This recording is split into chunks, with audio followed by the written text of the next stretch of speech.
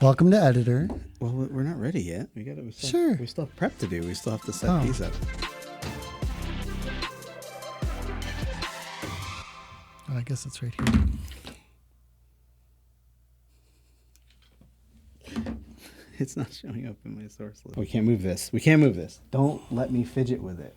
Don't move it. I will. Don't. Because you know me. Yeah. I'm going to fidget with it. Don't do it. Okay. This is a Reed Instruments R8050. The only difference between that and like an 8080 is it doesn't do data logging. So like, for example, if I were a traffic engineer and I want to know like the sound that cars made all day, then I take a look at the logs. Yeah. Yeah. HomePods. You could just not buy them. Well, I need to. You need to know. I need to know. I need to know. I need the confirmation bias. That it's not better than... Apple is extremely good at confirming my biases about Apple. Welcome to the HomePod episode. Christ. Your HomePod is about to reset. Keep pressing until you hear 3 beeps. So the whole point of this I want to talk about these HomePods. Yeah. I think it's worth revisiting them. And then I have Welcome back home. I have a ton of headphones. Yeah. That I wanted to talk about. It's all kinds of sound. All kinds of sound. And so we have this device. This is a decibel sound pressure level meter reader thingy. Yeah. It's a fancy one. It's not like one of these Amazon ones for $20. It's a Reed Instruments R8050. It's very accurate within 1.4 dB plus or minus, so 2.8, which puts it on the very top end of the class 2 sound pressure level meters. Nice. And the whole point of this is we're playing a 2500 hertz sine wave out of the speaker at this distance so that we can get it to 85 dB because we're going to compare these. We're going to do like a blind test. And the idea is when you're testing audio stuff, changes in volume are a huge differentiator in how people perceive it. And almost always people will choose the higher volume one as the better sounding one. Even if it's not necessarily reproducing all of the right. the sound spectrum. Correct. Yeah. So what we're trying to mitigate here is sound level. At least within range. Humans can tell, especially you, the difference between 0 and 3 dB or plus and minus 1.4 dB. It's really close, but this is way closer than most people will ever get. And the idea is we want to basically blind test them, and we marked our position there, and it's alive. At some point, we're going to pause this and let that thing play for a little while so that it can acclimate to its surroundings. Yeah. And then we're going to just carefully place it somewhere else. Do the same thing with this one. Tune it to 85 dB. We're not going to change the volume slider. And then let it acclimate by playing a song. Whatever our test song is going to be, it'll allow us to acclimate to the test song as well. And then I'm going to be blinded, or Kyle will, and then we're going to swap them. We're not going to say which one's which. We're going to swap them, let them play, and then guess whether it's Gen 1 or Gen 2. Yeah. And then also we can say, subjectively, of course, which one sounds better, if at all. Supposedly. Supposedly. The new one should sound better. It's newer. But it is cheaper and has less microphones, so it's hard to say. And speakers. And speakers. Two fewer speakers. So the very first time I did this, I started it up with the Gen 2, brand new, started it up. Just the other day. Yep. I started it up and... Ding dong. Connection failed. You moved it too far away. This is the second time this happened. You gotta keep it close. Oh my God. It's doing NFC things. Now just set it on top of it. There you go. Or, yeah. I mean... Oh, maybe because we're talking over it too. I think it is also trying to listen to you. It is, yeah. Yeah. Pick a room. We'll put it back in my band room. Agree. Transfer settings. Yeah, I need to transfer settings because it only does AirPlay. Don't use my personal requests. So I did this the very first time, I just jumped through all those hoops. Same thing, paired it. It didn't say connection failed, even though I moved my phone way further away, actually, because I didn't. The talking, I think, is the kicker. It's listening, like Sonos does. And then it went through its whole setup, and then I just got a spinning white light on top of it for a long time. I waited 11 minutes, and then it went away. Yeah. And then nothing. I tapped the HomePod, nothing. I waited. Finally, it just started spinning white again. And then there was a firmware update. It hard reset itself. So I had to go through the setup again, and then it worked fine. Okay. Then immediately it updated to, I got to pick up my kid. It immediately updated to 16.3.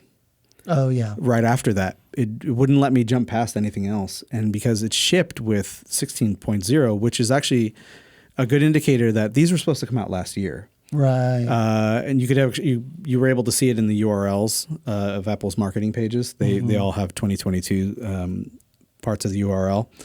Anyway, so this is ready. So we're going to stop this for a second. Some features may not work on this network. That's fine. Oh, I tapped the Sonos icon. You're my beloved. You're so in the Sonos. Now let's see if it shows up. No. Nope. Come on. We've got a lot of devices on this network. Yeah, but yours is showing up. Your Gen 1. Because it's old. This is the problem that I ran into originally. What about if you do it down there? Yeah, that's fine. It's the same menu, but yeah, just different context. Maybe gets confused. Band room. Still configuring. Okay, fair enough. I'll let it wait. Yours did have to configure for a long time.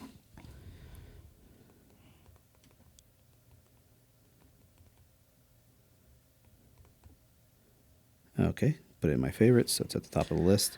So I will say this. One cool thing is this, when I went to go set up mine when I brought it here. Yeah. Because one of the big problems is when there's no way to talk to that thing other than plugging it in and getting it on Wi-Fi and then NFC. Yeah. It doesn't actually have a Bluetooth connection that we're aware of. It doesn't ping the Bluetooth though, I noticed. And so they must use some combination of that to do the handoffs and stuff. I don't know. Who the f knows? But anyway, the point is when I plugged it in, it didn't do anything.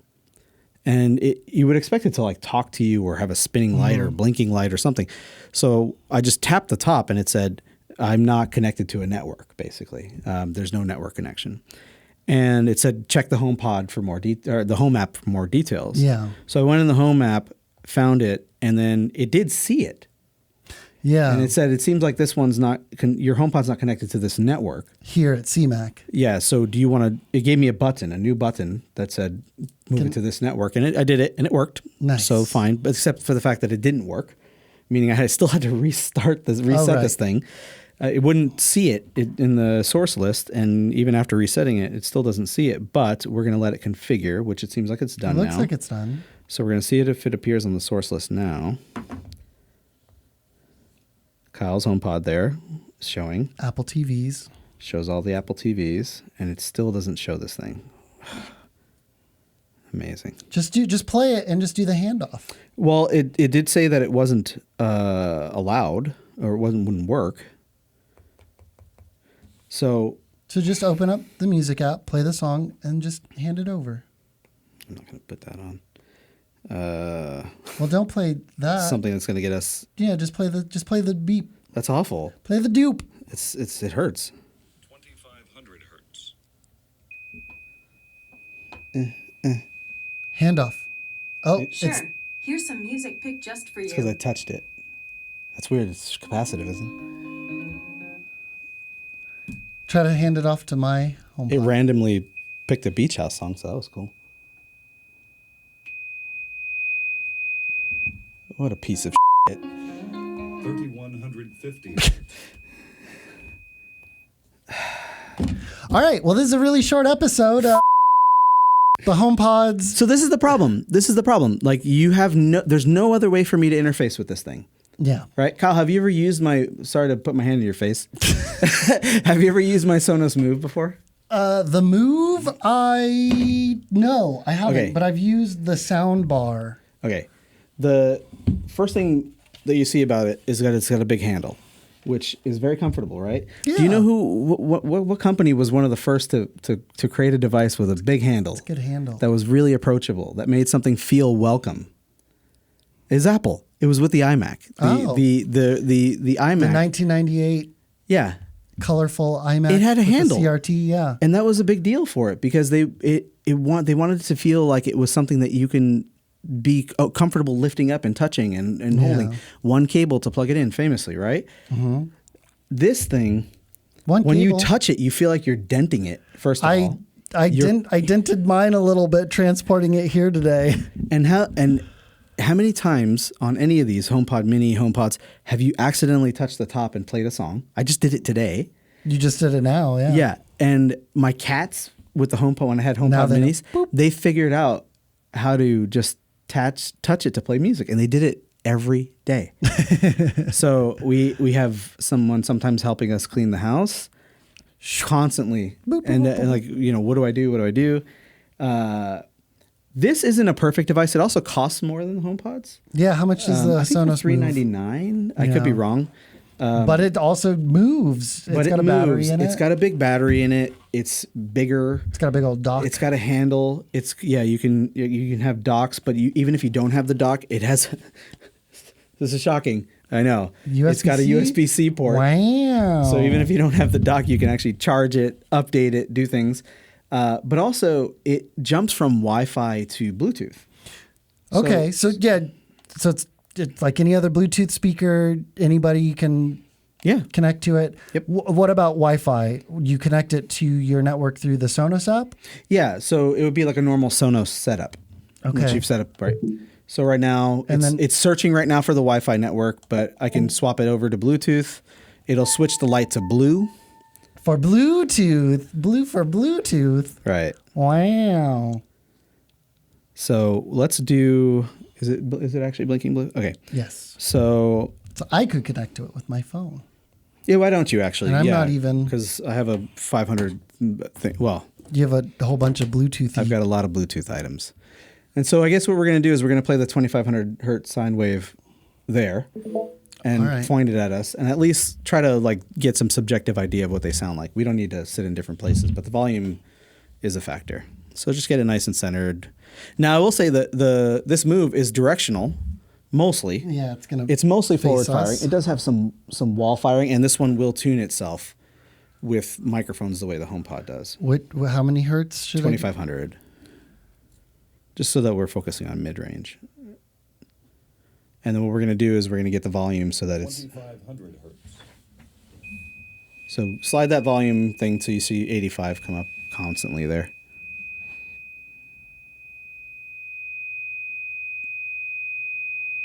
Oof. Oh. I handed off to my HomePod because I got too close to it. Wait, let me switch. Oh, fucking HomePods. Okay. You may want to use the slider so you can get more accurate, so it doesn't do the big jumps. That's 150. 3150. This is driving me insane. I mean, it should move rapidly. You want to be at 85 as a norm, but and it's going to oscillate. This file is. I hear it fading in. It's weird. Is your Sonos getting mad at me for doing this? I see the SpongeBob card. 2500 hertz later. This file is. I'm moving it, and this file is changing. I can't. Wait. Let it play. It keeps changing volume. Are we going crazy? Anyway, that's about 85 decibels. Why are we measuring for 85 decibels? Because I want it to be the same perceived volume. Because there's no point in comparing. But the file is changing. Why is the file? Well, there's going to be a lot of jump cuts in this episode that we wanted to do. Working. Well, this is a $300 brick right now, literally. So let's play a song, any song. I don't care. This is my favorite song, 2,500 hertz is now. Brian came. He's like, what the hell's that noise? Is that you guys? I don't know. What do you want to listen to? What's your favorite tunings? I have a whole 50 song playlist for this purpose. You like Steely Dan, so let's play Steely Dan. Woo! We'll come back after we play some Steely Dan because I'm not going to get demonetized. Later that same evening. Yeah, that sounds like Steely Dan on a Sonos. Yeah, and you know what I immediately noticed is the Sonos is so isolated from the Surface that we didn't get any benefit from the Surface. No. So one of the things the battery is down there. Yeah, so you have a lot of isolation. The HomePod has a subwoofer facing down. You can, if you hold it in your palm when you're playing, you can literally feel the woofers, hitting your fingers. Awesome. So your experience with the HomePod in general will change dramatically based on what surface you have it on. Yeah. And some people put it on little risers, for better or for worse, mainly because the cable's so fucking long that if you want it on your kitchen counter and you have to deal with 90 feet of cable, which is what you've done here. Get this little base here that can hold the HomePod's cable together. And this one, even the power plug goes in it, and then it can hang from the wall. But the HomePod Mini doesn't have the downward facing. Exactly. And also subwoofer, it fires out the sides. Yeah. So when you place it this way, you're firing, like you're hoping your reflections are going to come. Yeah. So it will affect sound. It could be better even. Yeah. But it will affect it. So let's go ahead and switch to the HomePod and play some Steely Dan. To yours. And then let's play some Steely Dan there. I'm curious. 5 minutes later. So it still sounds good to me. Yeah. The bass has a lot of presence. And when we first talked about this HomePod 3 years ago, I said it sounds like a concert hall. It sounds like what you would hear at a stadium concert with those speaker arrays and the big old subwoofers out front. The separation of the bass from the highs is great, but there is that mid scoop. Huge mid scoop. But again, also like a concert, like how many concerts have you gone to where the mids are just drowned out? Many, but also now they try, modern. Hopefully they try to mitigate for that, especially for better sound. But so here's what's happening. It was nice. It actually is using this table as an instrument. Yes. And I think that adds to the feel of it. And I think that actually in some ways makes it more pleasant. Yeah. The fact that, the vocals sounded like over here and the lows, sound like they were part of the table. Yeah. And then so this is a preference thing, but that is a substantial mid scoop.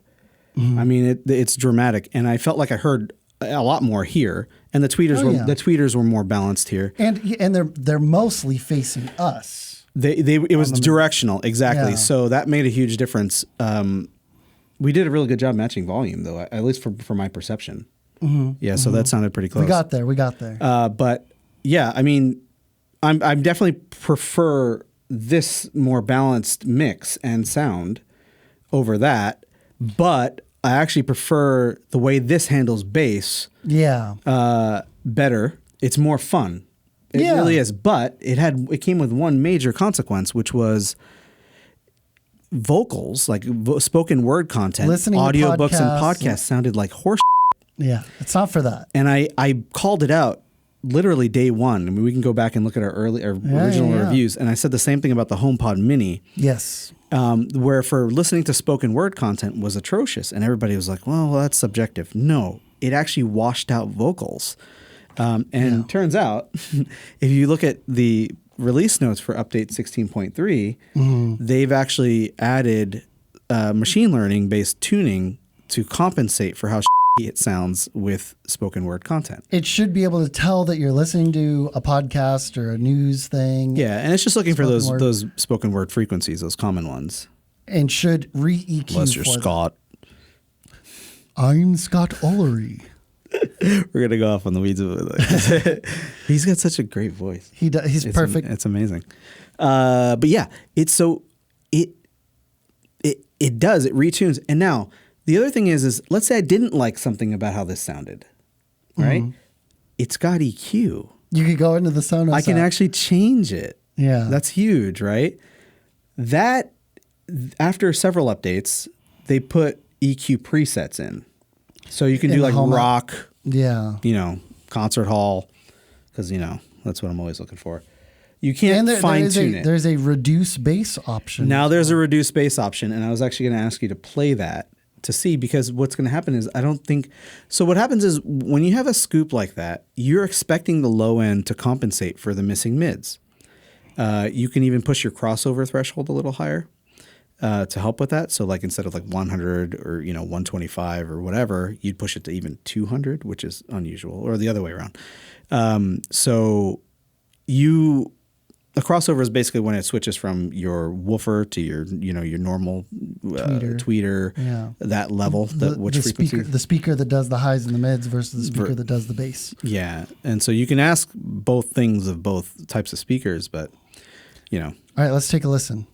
Oh man, it sounds like a HomePod Mini now. It does. It really does. It just turns off the subwoofer. Oh, it's so thin. It sounds exactly like the HomePod Mini. It really does. It sounds like a HomePod Mini. It does. It does. That's weird. It sounds exactly like a HomePod Mini. It's wild. I strongly recommend you give it a try. But I will say that if you aren't, if you're hoping to, if you're not relying on the machine learning to tune it for spoken word content, that is a very useful control. Yeah. Yeah, because I would turn that off every time. Very weird. All right, let's switch over to HomePod number 2. Okay, if we can get it to work, ever. So we're going to reset it again and try to use it on Kyle's phone. I was going to unplug it and do the hard reset. Oh, you're going to do that? Okay. We need to remove it Well, from... you don't have to, but you can, yeah. It doesn't see it, so it's not going to matter, I guess, but I don't think I'm ever going to put this thing back on my phone again. Oh. It's a piece of P. it pisses me off. Like this product. I'm surprised you bought this. I wanted to know. I wanted to know what they did, if they made an improvement. But also you're torturing yourself. It is like torture. First of all, having to deal with the Home app to interface with this thing is frustrating. And then that discontinuity between music, the music app, and the HomePod app. Oh, you know what else you could do? You could turn off the buttons on top. Oh. You can disable them. Imagine that. So he's going to wait 10 seconds. There you go. I want to watch him fiddle with trying to plug it back in. You're going to wait another 10 seconds.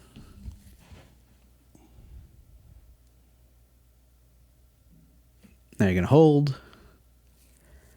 Then you're going to get the white light. Then it's going to turn into a red light. Then it's going to say keep holding. 3 beeps. My issue with this device is... So I don't know if it's going to turn red because... Well, it's supposed to. It's the command, right? Well, you got to redo it now from scratch. Well, you've already removed it, so it's not connected to anything. I don't have an answer. No, but it should still... Yeah, we should do a hard reset again. Okay. We got to start that process over. 1 Mississippi, 2 Mississippi, 3 Mississippi, 4 Mississippi, 5 Mississippi, 6 Mississippi, 7 Mississippi, 8 Mississippi, 9 Mississippi, 10 Mississippi. 1 Mississippi, 2 Mississippi, 3 Mississippi, 4 Mississippi, 5 Mississippi, 6 Mississippi, 7... Ah! You're basically just waiting for that white light to come up. You don't have to wait the full red. 10 seconds. Just keep holding. And this is how you hard reset HomePods, which if you own a HomePod, you will be doing this frequently. I haven't done it in a year. That said, the last 9 months, my HomePod was not connected to my iCloud account properly. Yeah. HomePod is about to reset. Keep You haven't done pressing it in a year because you didn't want to. You should have. All right. All right, so that's going to take it like 15 minutes. I haven't noticed a speed difference in the quality of life between these. Yeah. I did notice that the... Siri moves at the same From my memory, I thought the Space. screen on the new one was bigger than the old one, but actually the old one, at least the plastic part like an is inch and a half. bigger Yeah. visually because it's also on top, whereas this one lighting. is recessed. Yeah.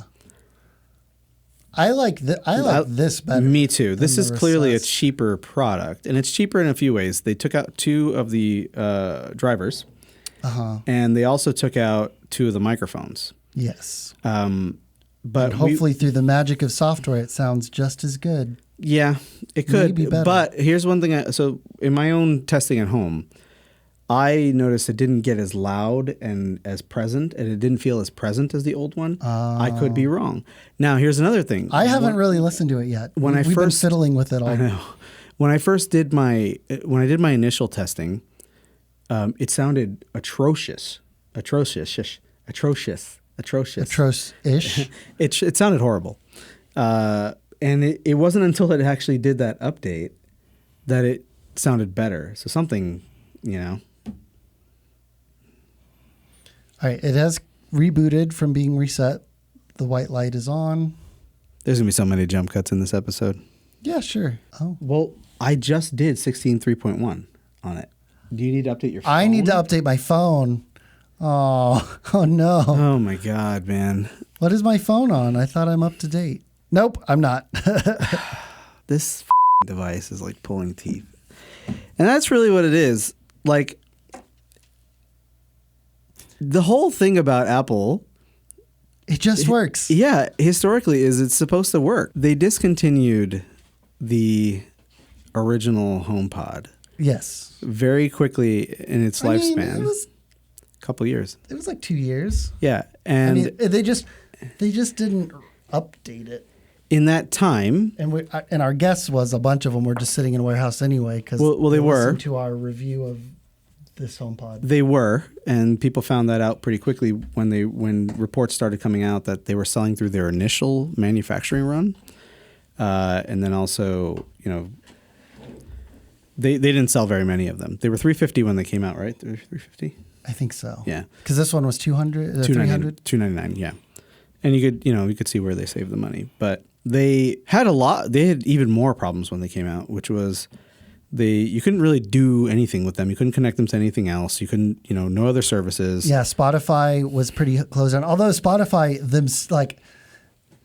Spotify was like, oh yeah, Apple's not letting us use us, letting you use us on their things. It's Apple's fault. And then Apple did open it up, and Spotify was like, we're closing this back down. Yeah, and then the idea is because their whole thing is they're in the middle of litigation with Apple. So if they were to allow themselves to be on that platform, they wouldn't go so well. But anyway, they discontinued this thing. They started failing frequently for people in terms of software, and also there's kept bad my fingers capacitor. crossed that this one still works. And yeah, I was just like, you were like, bring it to the podcast studio, and I was like, oh, okay. Yeah. Another I sold him that one. possible That's even point to funnier. This was the one you bought for us to review, and I liked it. And I was like, can I keep it? Can I buy it from you? And you're like, what? You're crazy, but go ahead. Yeah, I mean, this was all of the caveats were there. I was like, this is not a good product. But I like It's the way locked it down. I sounds. mean, it's just. I it's wish not- I had an aux port. I wish I could plug my electric drum set into Yeah. it because that would sound awesome. And so the Move doesn't have that. And the idea is you at least have Bluetooth. And you do have this. They could actually make it work with software probably. yeah, This is just audio charging input pins. on. But most of the other Sonos stuff does. Their portable stuff doesn't have an aux port, which is where I think it would be actually really useful. most useful. But it's not a speaker that will ever I can still use it with Bluetooth, and Bluetooth is a standard, and it won't be as nice as an aux port. Like, it'd be cool to be able to plug an iPod into this and just have it sit there. Put an iPod dock on top. But this is a speaker that I can use indefinitely. Yeah. Bluetooth isn't going anywhere Yeah. not anytime soon. Even Maybe on an even infinite if time Apple scale. moves on to AirPlay 3 or something and Yeah. then doesn't put AirPlay 2 in, Yeah, drops backwards compatibility. I'm just updating my phone. this is wild. This is great radio. It is great radio. What all the testing we were planning on doing is just has failed because the HomePod's failed, and I was thinking this that this is also is a I forgot to update my phone. yeah, but still, I mean, come on, you can't set up an HomePod like if you don't have the latest OS. But Like, that's I probably bonkers. could have set it up if right you were out of on- the box. Yeah, and then the HomePod would be like, I have an update. My phone would be like, I have an update, and I would just update all of it together. Yeah, but that's ridiculous. We're doing this a little out of order. It's still ridiculous. Like the idea that a user needs to update their phone. Like, what if they have a phone that won't run 16.3?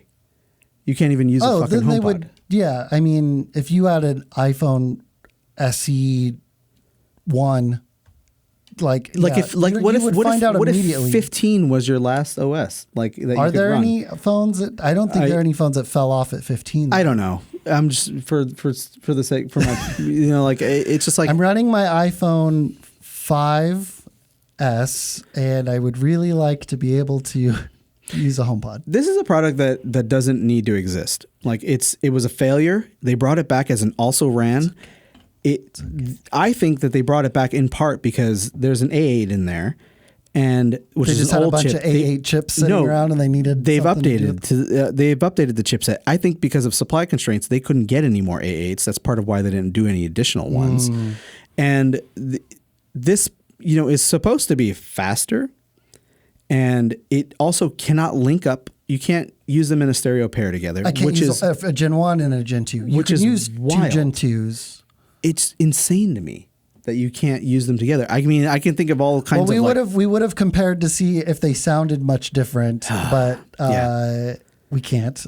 I just think my take is like Apple made a fool of themselves with this device. I think they're bringing it out to satisfy the people that really wanted them, or maybe they've failed. So many of these failed, and people need to replace them because they're part of their home workflow or their Fool home me setup. once. Fool me once. And speaking of fool me once, Don't get fooled again. boy. All right, so we're going to revisit this in a We'll minute. come back to this once my phone updates. But let's talk about headphones. Yeah, I want to. The other another sound. product that really frustrates me is the AirPods Max. This is the dreaded AirPods Max headphone Clack. ear cup clack that everybody cannot stand.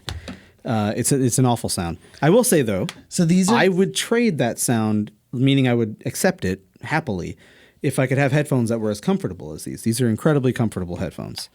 I don't you think live that- with the clack for the comfort. exactly. I don't Now, think. okay, so back in 2020, we did a very long video Hour and a half. about the AirPods Max. You still have your blue ones. Now, these aren't the same ones No, that we talked by about. a lot. And since then your wife also got a pair, does she still use hers? She doesn't use them anymore. She doesn't use them. She can't stand them. You still use yours when you're not using this other bevy of filling sound devices. Yeah. So What's your ratio of using these? these, Yeah. if they worked, I'd probably use them 75% of the time. Wow. When I'm at home. Yeah. But the problem is that they often don't work and they often HomePod disconnect. Airs. So I'm going to give you a very quick review of these. I think that Apple, these like the HomePod have some major flaws, especially for ones that were manufactured early.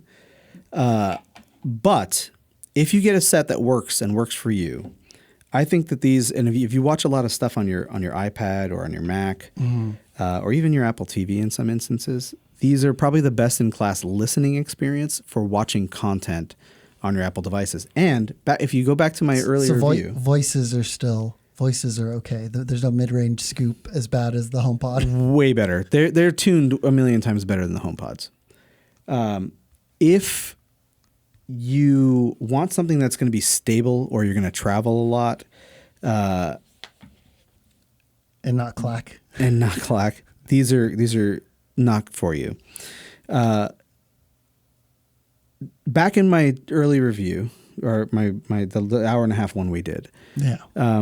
I said that I think that the phantom reason for the reason why these exist and why they actually are worth their price is if you were going to use them as a home theater replacement. If you were a single person Solo. and you want to watch a lot of content and really have an awesome listening experience, and I actually think that part of the review still holds up. Yeah. Back when we did the review, Apple TV did not connect with HomePods or AirPods Max. Yeah.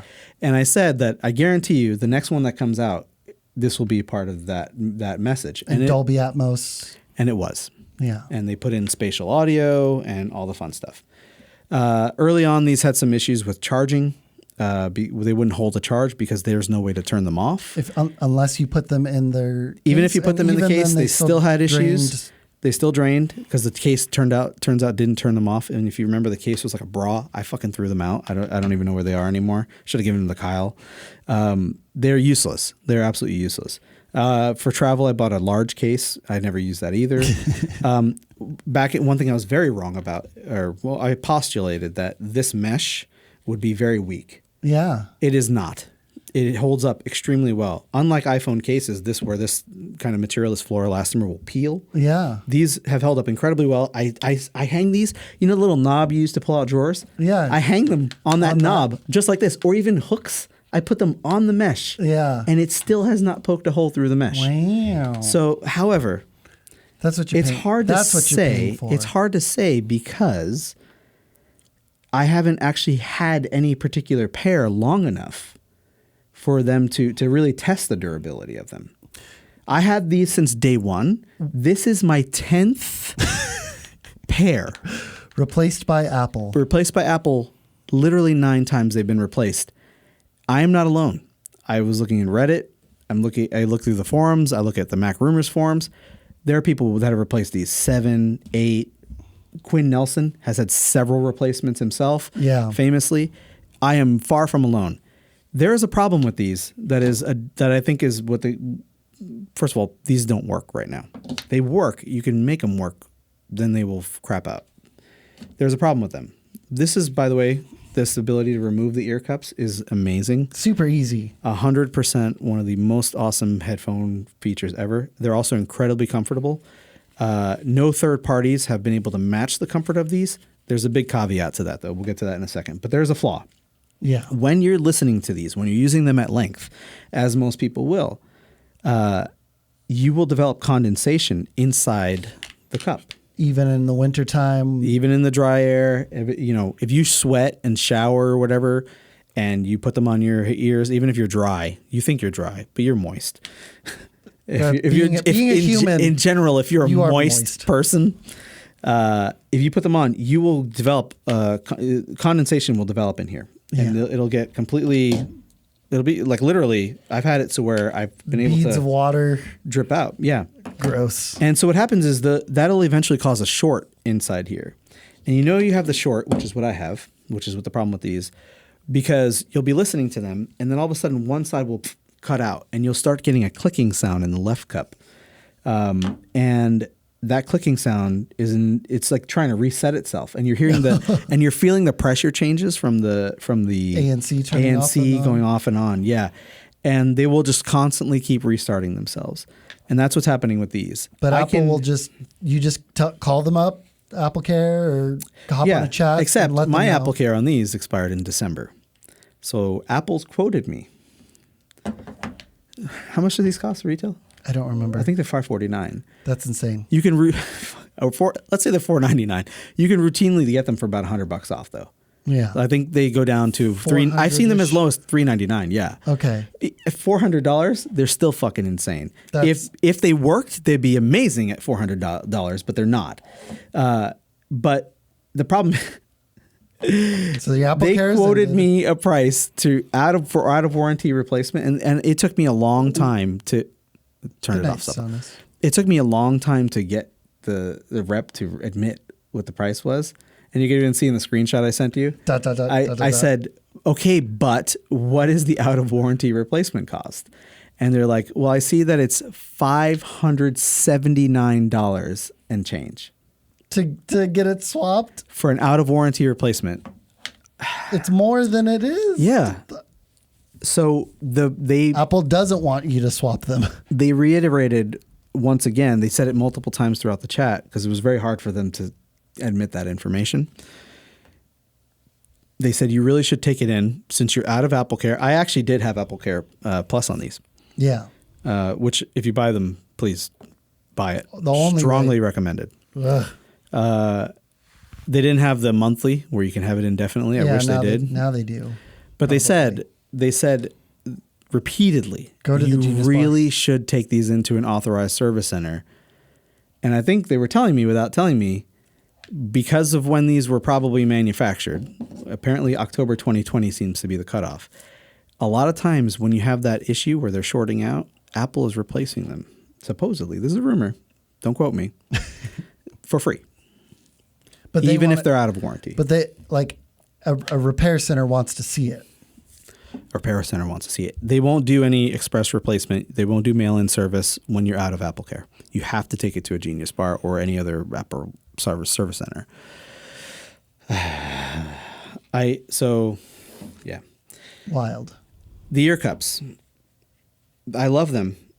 And I love the material that they use. They're actually super comfortable. Yes, very. There is one caveat. The caveat is that this material, it's like having your underwear on your sweaty balls after 24 hours of travel is the way it smells after a while. They get a little stinky. They fucking smell. They're disgusting. They're like genuinely disgusting. So Apple, if you look on Apple, the website, they actually have a support document on how to wash these. You know, soak them in detergent or whatever. Anyway, but I use like free and clear hypoallergenic laundry detergent, a little tiny amount, like less than a teaspoon, in hot water. Rub them together. Yeah. Let them air dry. Some people put these in their dishwasher on the top rack.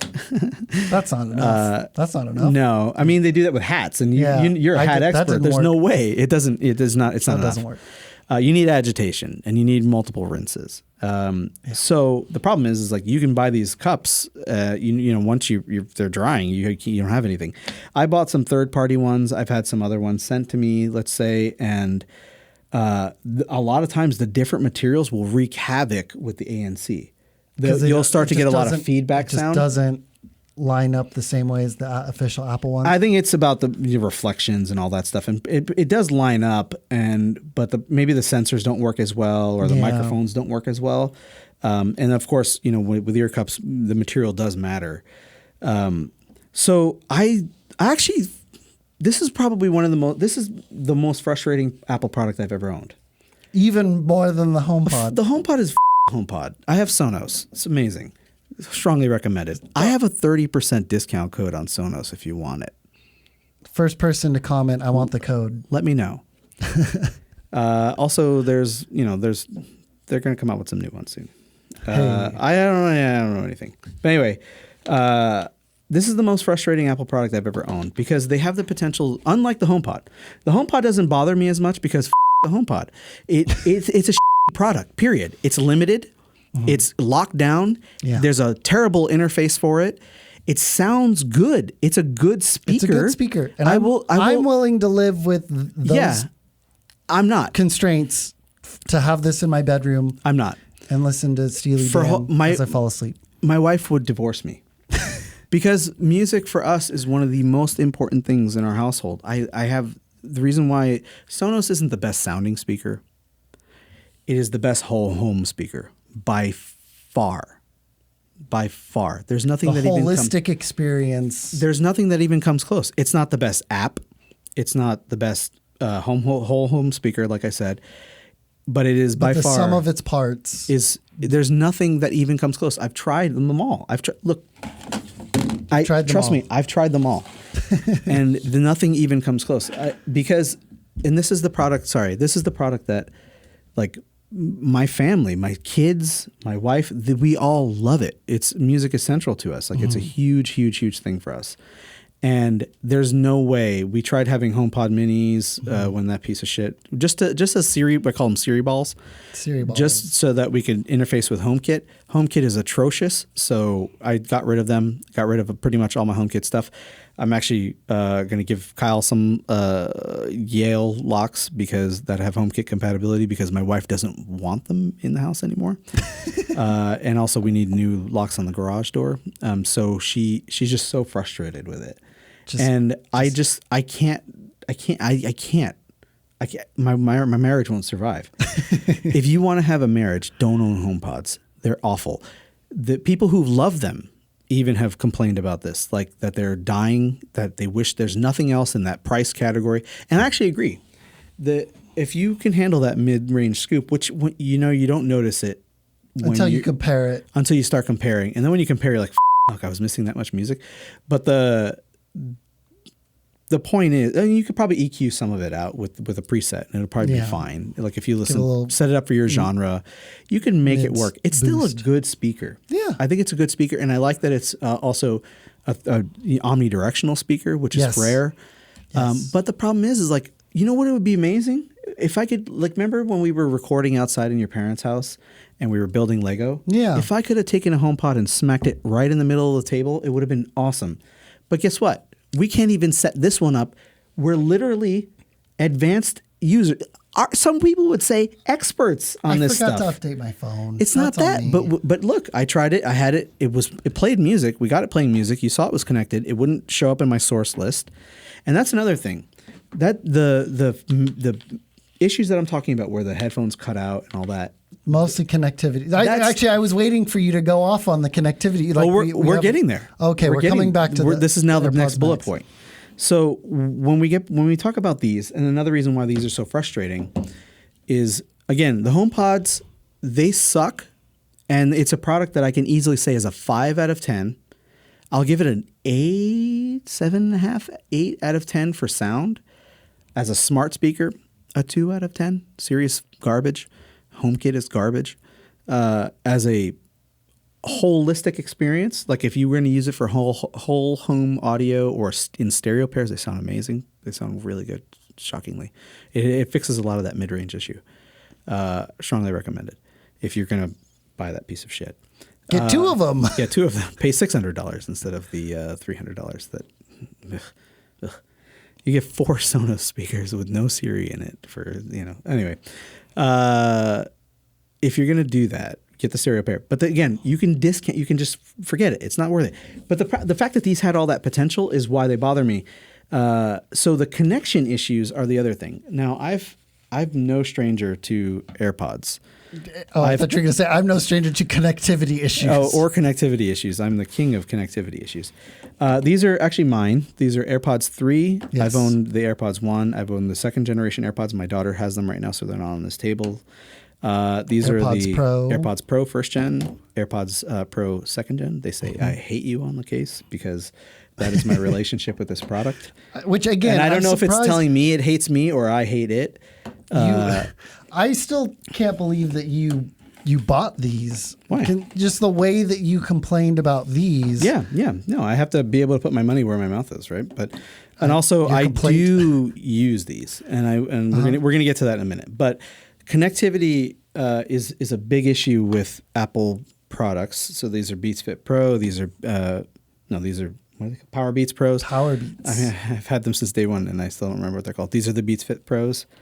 The problem is like it used to be this amazing experience with AirPods where it was like truly magical. The 1st gen ones. 1st gens were the best in class. That's what I still use, and You could am also like my HomePod, hoping that they don't completely die so that I can keep using them. Yeah, I mean, these have probably hopefully served you well. Yes, thank you for letting me borrow them. For I'm an not going extended period. to use That's them great. really, so I mean, it doesn't really matter. I mean, they're editor property, let's call it. Mm-hmm. But the idea is, you used to be able to. It was like truly magical because Bluetooth headphones, just random Bluetooth headphones, were such crap. Pairing them and then having to pair them to all your devices. And if you remember before the AirPods, they were oftentimes connected Yes, in the back. there was no syncing Individual, between them. They were truly, I mean, without exaggeration, a groundbreaking product. They were absolutely phenomenal. They were Apple's like #1 selling product for 2 years, If not still. not still. But I think they're one of the greatest products Apple has ever made. Period. Like hands down. They're incredible. They've really truly changed things. What happened is they started putting new chips in, like the H1 and all these other chipsets. The W1 was in the original ones, and then now they're on like the H1 or something H2. I don't fucking know. Whatever. It's the H something. H1N1 Yeah. bird flu. And they started to try to make them do smarter and smarter things, like auto switching, which is the bane of my existence. Just turn that off Well, we'll get to that. if you can. And also just other smart functions where it wasn't just a matter of like you would pair them once and they would be on all your iCloud based devices. They started throwing up banners which is why I think these are hilarious to bring on an airplane. I'll get to that in a second. Everybody's phone. They throw up banners with any motion with anything that's in a case. The motion is based on proximity and when you open the lid. Oh, not your AirPods Pro. Exactly. Got it. We got Exactly. it. And it's based on when you open a lid. But with the AirPods Max, They don't have it's a lid. based They on don't have an off button. motion. So it's accelerometer based. So even if you tap them, Oh, but I see your HomePod. if you tap them at all, they're going to make noise. They will pop up banners. But also, they don't switch quickly anymore. They sometimes, and this is what people on clean Wi-Fi networks that have very few devices comparatively, that have very few Apple devices, you'll get that spinner and it'll wait. Or sometimes they'll say they're connected and then you tap to play and no sound comes out. And then you tap them again, then all of a sudden the check mark will jump back to the iPhone and you're like, what? It doesn't make any sense. So then you need to hard reset them often, right? And so there's a process. You hold down the button on the back or on the in As you open them. Yeah. And so you have to hold it. There's one level of reset that just like kind of like restarts them. Then there's another level of reset that will actually wipe them from your account. And then you also should remove them from your account if they don't do it all by themselves. That is in the Bluetooth menu. And then you say, forget this device. And the problem is now, so I need to hard reset these. So to do that, you hold these two buttons down. You need to hold it for 15 seconds and you'll see there's a light that blinks amber and white. And Okay, so you were having trouble connecting to this HomePod from your phone. Yeah. It has to do with the CMAC Wi-Fi network. I just remembered. But I can connect to yours. Yes, but the way that it does like peer-to-peer data that is different in this one. I was on a separate non-public Wi-Fi with my phone in this one when I set it up. Are you able to see it? So that's what I was about to. I don't think I will. And I think that's not an issue with the HomePod. I think that's the way the security is on the CMAC Wi-Fi. But how come? Oh, wait, never mind. I see it. Nope, something's just broken in your iCloud. All right, now I'm finally going to get to listen to Steely Dan on the HomePod. All right. We'll be back in just a second. Several song-filled hours later. No. So I'm gonna finish this thought before we finish with that. So I've hard reset these. Now they're popping up. So this is one, right? Let me unlock my phone. I'll count that as just one. One what? Tap. We'll get there. Okay. So set up Hey Siri. I don't ever want Hey Siri on. I don't know if you've ever noticed, but when you often restart or update your phone, it'll pop up the Siri prompt again. Sometimes it doesn't, and it'll turn on Hey Siri sometimes. Disgusting. It's crazy to me. So you often have to manage it. And then if you bypass Hey Siri, say I'll set it up later in settings, it'll give you a badge in settings until you try it again and then stop. And you can't delete that badge until you actually try again. It's awful. And they keep on turning it on by default. So They want I don't want Hey Siri ball on this. So I'm going to hit not now. That's 2 taps. 2 taps. Announce calls and notifications. Oh, I can say yeah. yes or no, but I don't want to. So I'm going to hit customize.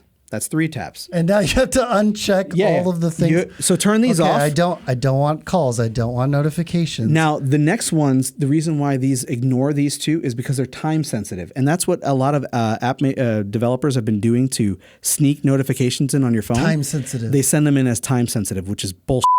So we're at 4 taps. Keep going. And I have to uncheck all of these? Every single one. Announce time-sensitive notifications. Oh, so it's not just general notifications. It's all these time-sensitive ones, too. You got a lot of apps. You got to delete some apps here. Sheesh. I have apps, the manage my apps thing. When you don't use them, it'll delete them. Yeah. Which takes them off that list. So But these are all used. You've used these. It's Yeah. okay. Yeah, thanks. Wow. I might need to leave time-sensitive notifications on for Apple support because you're going to be chatting with them. quite a bit. Okay, all of these. But other the ones problem are is, I do want that time sensitive notification. I do not want them coming up in my headphones telling me something. That's awful. That's awful. Don't ever do that. So, oh no, the battery's going to die on them. So that was, I'll tell you right now. So now it's done. Now they're connected. That's 36 taps that you just did. Yep. I know the number. now I need to go into settings. I need to go to my AirPods Max. And tell them not to auto switch. I need to turn off auto switching. So this is now 39 taps, 40, 41. But I also need to do it on my iPads, on my Mac. So that it doesn't auto on the switch. Apple You have TV, to tell it on every single device. on every single device, every single time You reset update them and you reset them rather. Yeah. Which is disgusting. Theoretically, after updating, they should remember these. They settings. should remember. I've had a couple of situations where they haven't. I'll give a pass on that. Yeah. I literally, and it gets me every time because I'll inevitably forget to do one device. So for example, I had my Mac, my MacBook Pro was just sitting there doing a process. Mm-hmm. I was listening to a podcast or whatever, audiobook on my phone, and all I wanted to do was wake my Mac, and I pushed the number 2 on my Mac, and there was nothing playing on my Mac. It stole the audio from these and paired it with my Mac, and I saw the banner.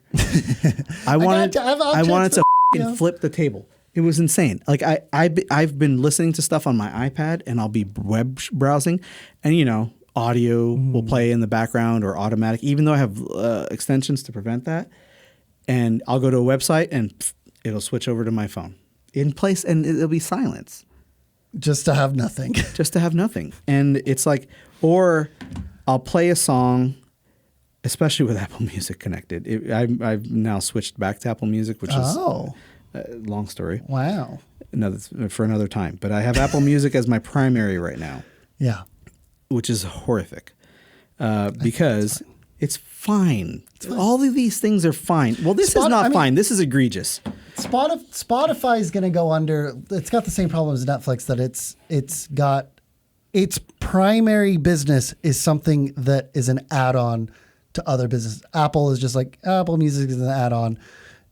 Our other, that's like the Dropbox concept, but like Spotify has other things that they do, but then that's the whole point of the litigation, right? Yeah. That's what they're trying to avoid. But I do agree with you. If you make it an OS level thing, then you have a huge advantage. Yeah. And that's kind of what we're, like I had the issue where if I ever installed Apple Music, it would put it in my dock.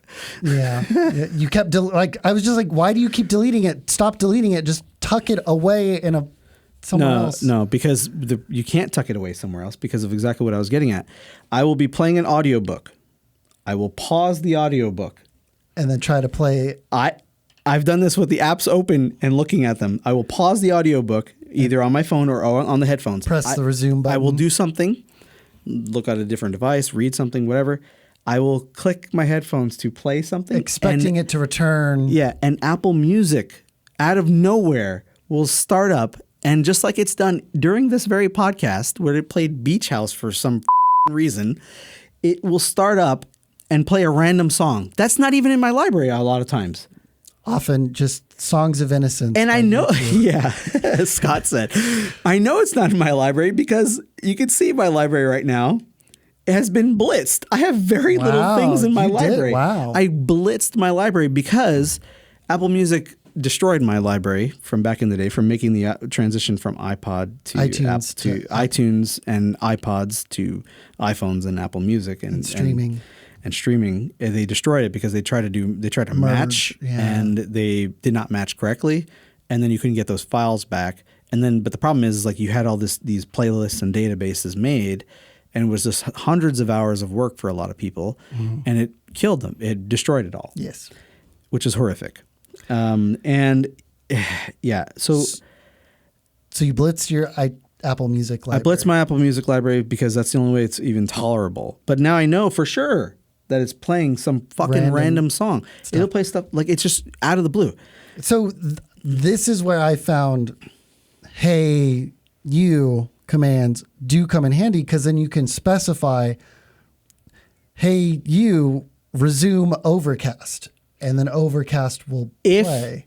Again, if you're on the app, if you have your phone in front of you, But these are wireless headphones. Ostensibly, you're not always going to be connected to Directly your phone. next to And the you. reason why I say that is because when you do ask this stupid to give you your to resume an app, you'll have to go back to your phone often and unlock it in order to authorize. You're still tethered to the phone. So then, yeah, at that point, it's an authorization issue. You're getting locked out of. But it's still 1,000 cuts. That's the problem. Yeah. These devices are 1,000 cuts. So why do I still have them?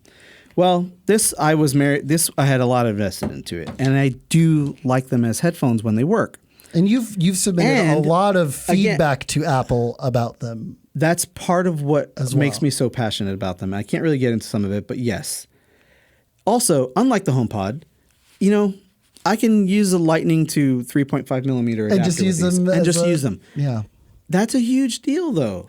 It's a huge deal. You have an because aux port. I have something. I have another way to interact with them. Also, I absolutely adore that they used physical controls compared to these fucking Sonys with touch controls, which I will say they've improved on the 5th gen. You need something that is the in between the Sony WMX. Yeah, I want somebody to 5000. knock these off. Yeah. So let's talk about my other headphones and All why right. what I these. I probably dinged up the wall, but It's okay. I have these Bose QC Buds 2nd gen.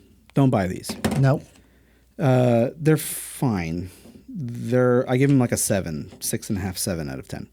These are the original AirPods Pros. If they don't have the connection issues, they're very good. But they don't sell those anymore. They don't sell these anymore. You buy some used on eBay. Mark, They're good. a friend of the show, Mark, will love that.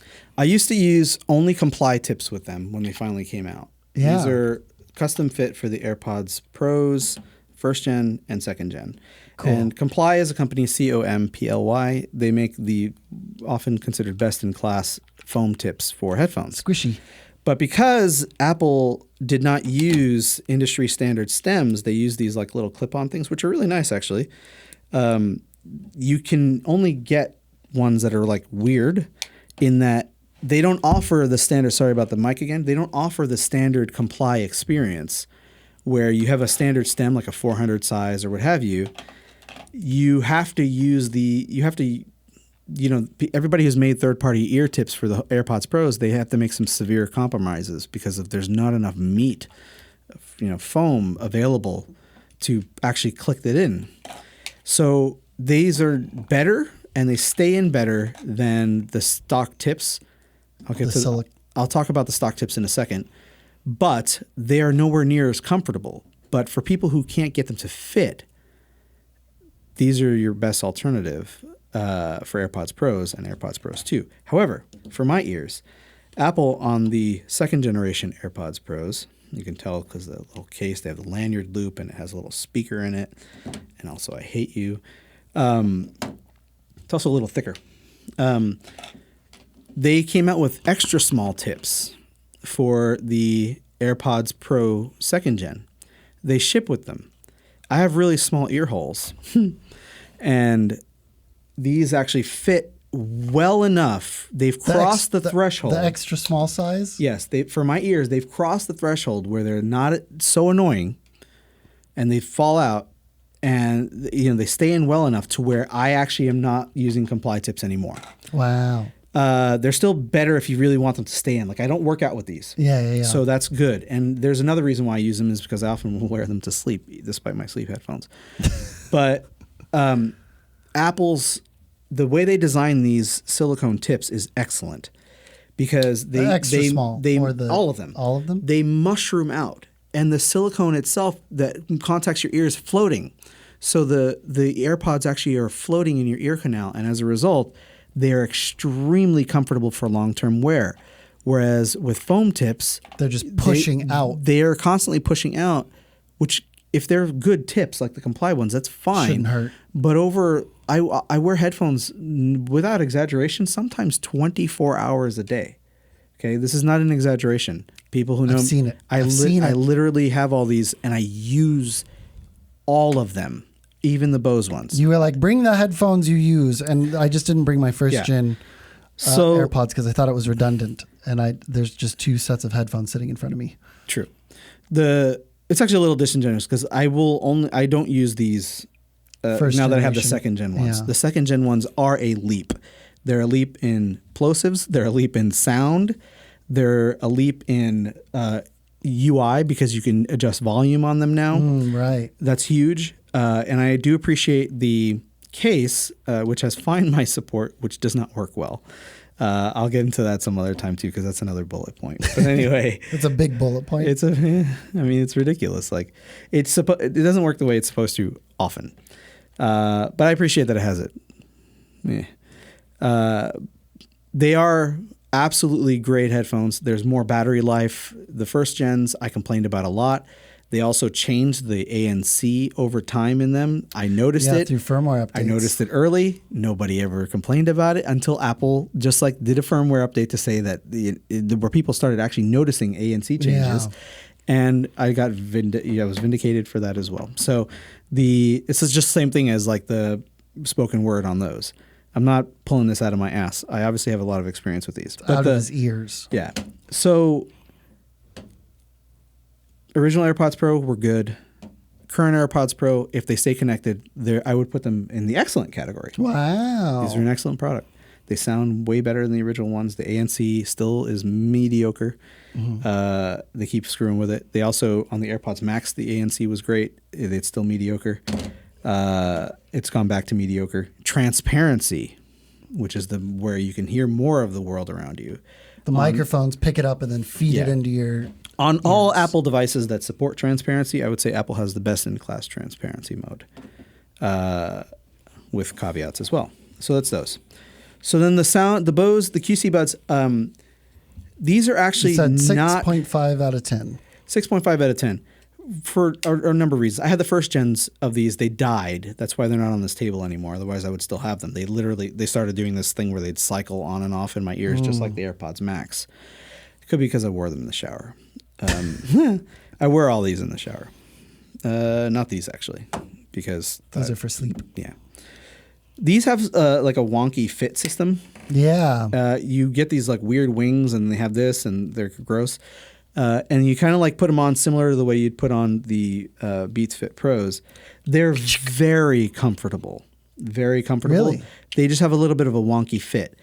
The case is USB-C, extra points for that. They took away Qi charging on the case, and that is a huge thing that I love. That's part of what keeps me using the AirPods Pros. Otherwise, you just slap it on your... yeah, because Charger I have the roll out massive charging Mac. array. No, I have this like modular one that Apple stores sell. I can't remember who makes it. Yeah. Somebody makes it. I don't remember who makes it. Doesn't matter. But Link in you the can no doobly-doo. longer do that. The old ones had it. These took it away. They also now you got completely it. changed the case, increased the battery life.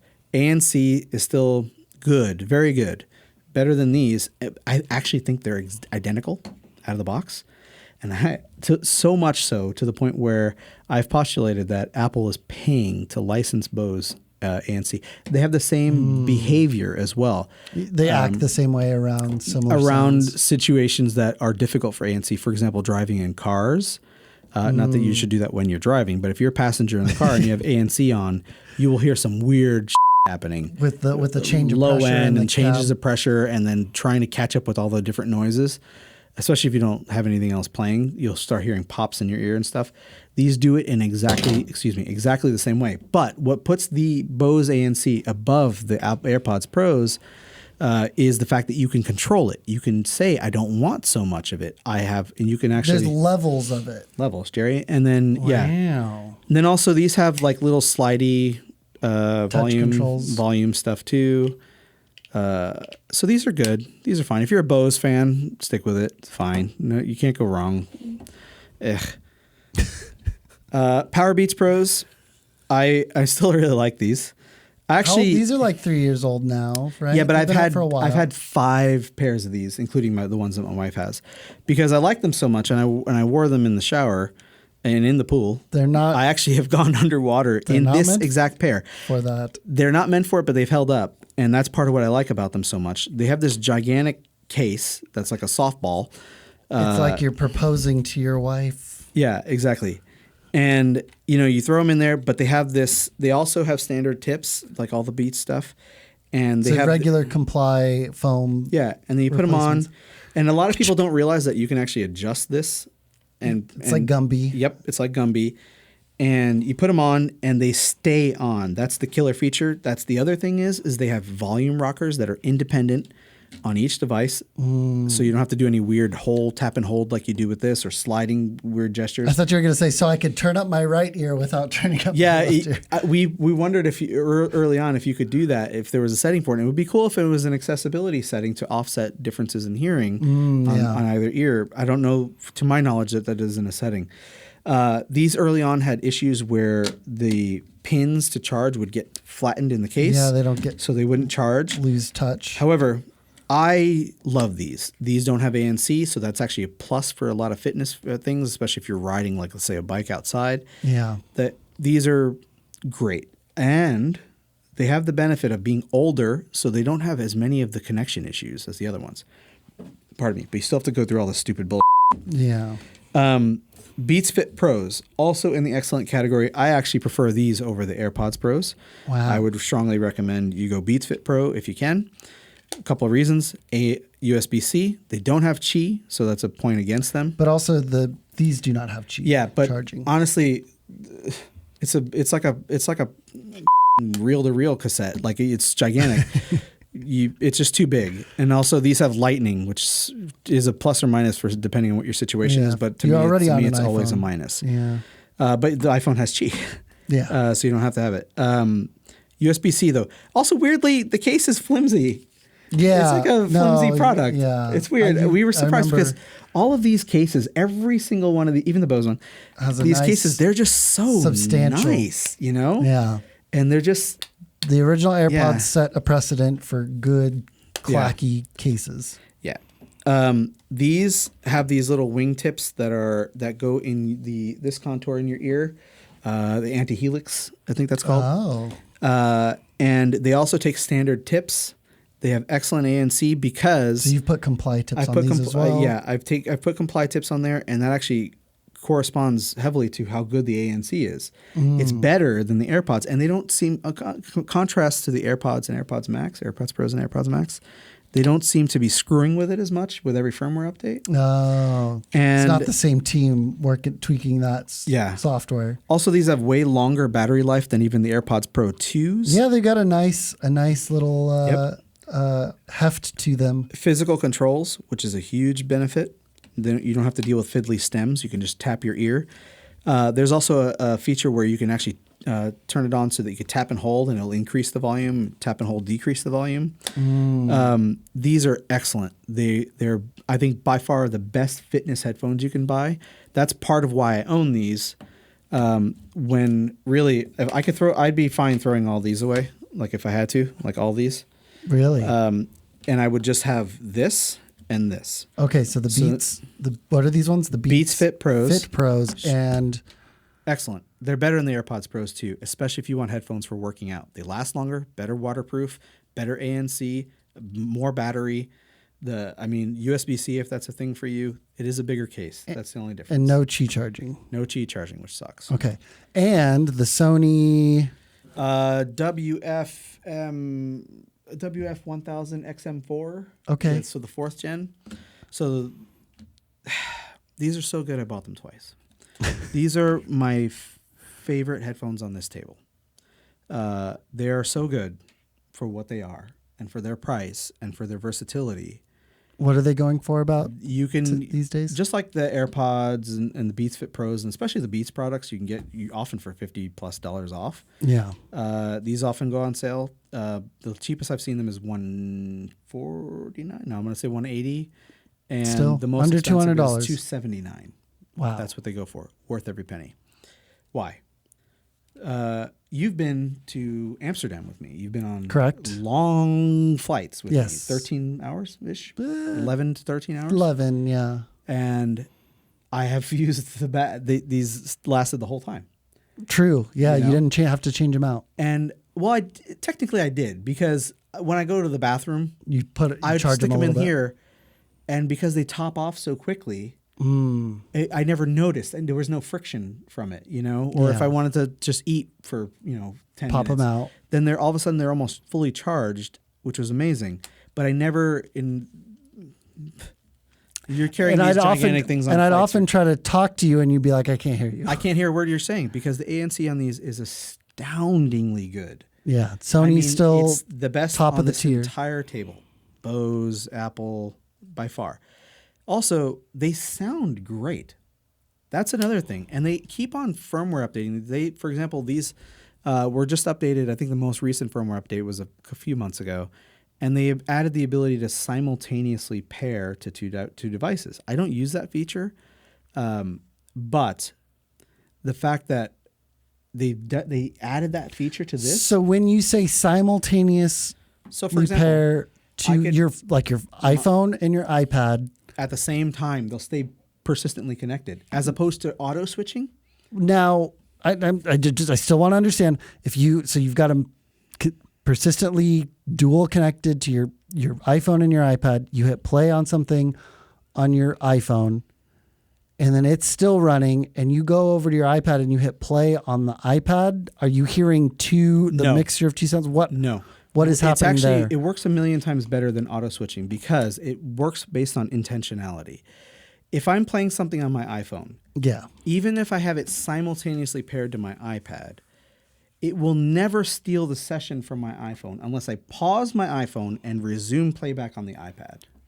Okay. It will never, ever do that, which is what makes auto switching on iOS, on Apple stuff, maddening.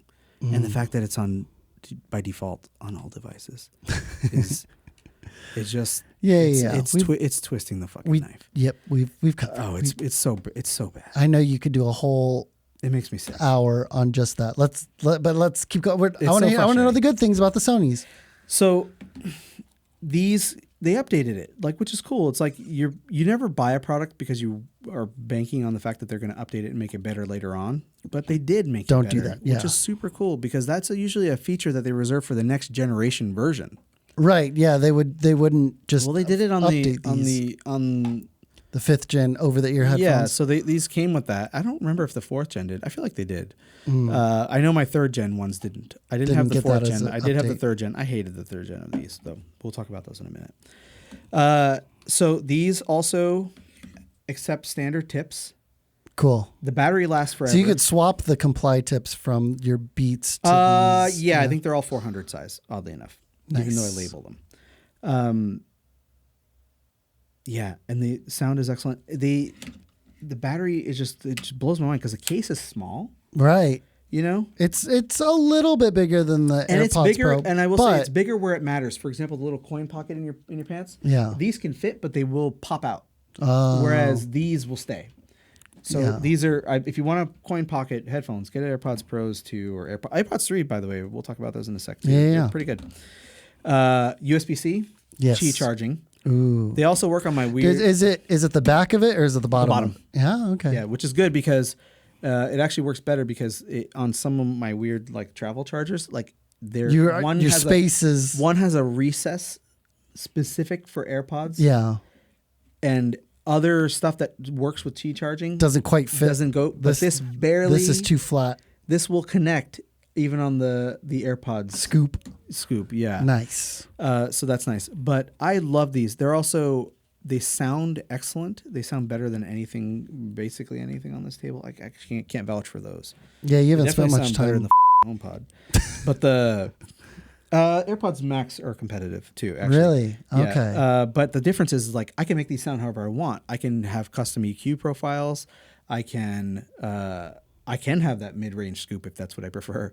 There's lots of presets, but then I could literally change. It's got a 5-band EQ. No, it's an 8-band EQ. You would think it would be 10, but I think it's 8-band EQ. I can change those frequencies manually and save that as a custom preset. And I can have 2 custom presets. Also, it supports 360 audio, not Dolby, like Atmos, which Sony does, which I don't really give about because it's mostly crap anyway on music. Well, okay, that was you have 2 sets of these headphones, and you were still talking about the custom EQs that you've saved.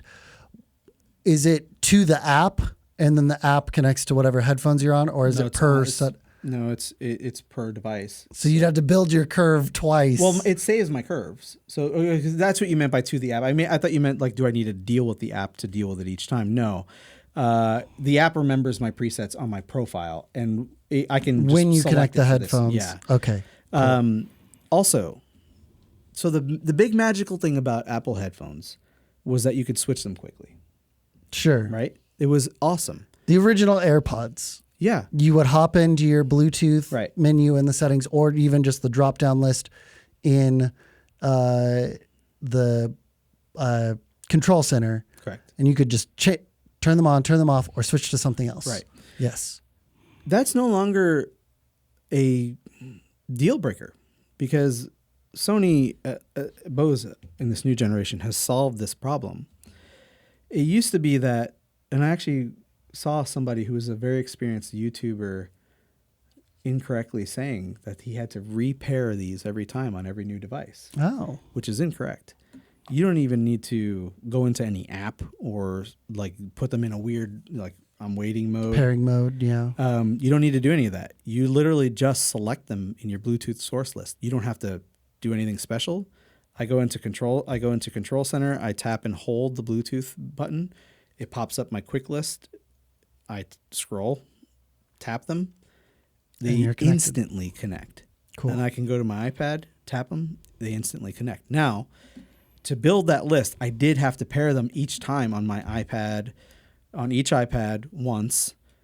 You know, So the first time- these will remember your devices as a big list, as a database. Cool. So the first time I do have to pair them, but they also have another cool thing. Unlike every pair of headphones or earbuds on this table, these are 100% all case dependent. Yes. These will pair without the case, they have nothing to do with the case. The case just charges The case is just a charging place. To pair them to any device, you hold both at the same time for 6 seconds. They pop up, you tap, they're paired on any device. And then it remembers that device forever. Cool. So I instantly just switch. It's Similar to the original AirPods. similar to the original AirPods. And they switch faster than Apple. I've done many tests, and I send screen recordings, jumping from one device to the other way quicker than you could ever, even with the magic of iCloud switching, jumping from every other device that I have with no banner pop-ups, no proximity things like I was talking about with the AirPods Max. The reason why I like having them on the airplane is because I'll take them out. And everybody's I phone. can watch people on their iPads, like sitting near me. I will interrupt their session with a banner, just like you had, that says not your AirPods Max. Yep. I'm literally, it's like I'm that asshole ejaculating my headphones all over their devices while they're in a movie watching session on an airplane. Yeah. That's crazy to me that's even possible. It's disgusting. Why does that banner need to exist? It's nice though when you're sitting with your friend. Hey, and listen you to want to this. listen together, and you can do a share audio. It's a cool feature. It's an awesome feature. Share audio. But everybody on the plane does not want to share audio with you. Yeah. So Last but not least. these are excellent. Now, I could live with only having these. I would say there's one drawback to them. The drawback is that for working out, they're not nearly as comfortable for long-term wear, which is why I supplement with these. This is like the best 1-2 punch if you're an active person and if you want just the best all-around headphones. Cool. Strongly recommended. So the Sony crazy long name version 4 WF-1000 XM4 and the Beat Fit Pros. Pros. New colors Beats coming out Fit soon, Pros. Oh, supposedly. supposedly. I have 2 because I'm afraid one will die. And they were super cheap, so I bought them. And also, yeah, I just love these. They're so good. It's a great product. I had the 3rd generation of these. These are the WH-1000 XM5s. WH wireless headphones, 1000, which is the series, X for whatever reason, Mark IV, Mark V, Mark III. That's the Sony convention. Doesn't make any. It's hard to remember. There, it's asinine. I don't know what the F stands for. Fidelity? I don't know. But these are the Mark IVs. These are the Mark Vs. I had the Mark IIIs. I hated them. I did like that they folded into themselves in a much smaller case For the version 3. Yeah, but the cups, like the AirPods, were made of metal. So you'd be like leaning up against something, and you'd turn, and you'd get that scratchy metal feeling. Yeah, you do get those on. I'm pointing to the floor because that's where those belong. The AirPods Max, you do get that feeling in those, but because they're flush and best in class comfort, in my opinion, on any headphones. The trade off is fair. Yeah, I mean, that's not true best in class comfort, because I think Bose QCs are comfortable. Yes. The Bose 700s are incredibly Comfort comfortable. is in the name. It's literally, but you know, these are comfortable. QC's in the name, comfort's in the name. They are also the Bowers and Wilkins PX7s or whatever they are. Those are super comfortable too. So these, I think, are a step back in the comfort in terms of the positioning of the ear cup on your on your head, relative to my 3rd gen ones. Brett, your brother has the 3rd gen ones now. He does. He likes them. I ended up getting the 5th gen, keeping them because these suck so much, and they're so maddening. And these bring to the table a lot of the benefits that these have, including whacking the microphone again. But I actually think they're a worse experience than these, because they have touch controls. Yeah. They do have buttons, and they actually have a button that you can use to launch Spotify automatically, which doesn't really work on iPhones because you still need to unlock your phone. Yeah. Which, you know, security, whatever. I'll take it. They have a button for ANC. You can actually turn them on and off, which is weird. I know, right? ANC or the whole headphone? The whole headphones. There's a way headphone to set. turn these on and off. Wow. Why would you ever want to turn them off? I don't know, Kyle. You put them on and you never take them off. Also, the battery lasts literally like double the AirPods Max. I have charged these so seldom, just in general, because of how long the battery lasts. Also, because they didn't do the swappy little foldy thing, they've now switched to a much lighter band. And in general, they're lighter, and the cups aren't made of metal anymore. Otherwise, I wouldn't have bought these because that was such a big deal. The thing I don't like about wearing them the most is the ear cups relative to your head. They're very shallow, so your ears touch the foam. Yeah. That's actually in the design, but I actually find that they're less comfortable than most. The ear ANC is excellent.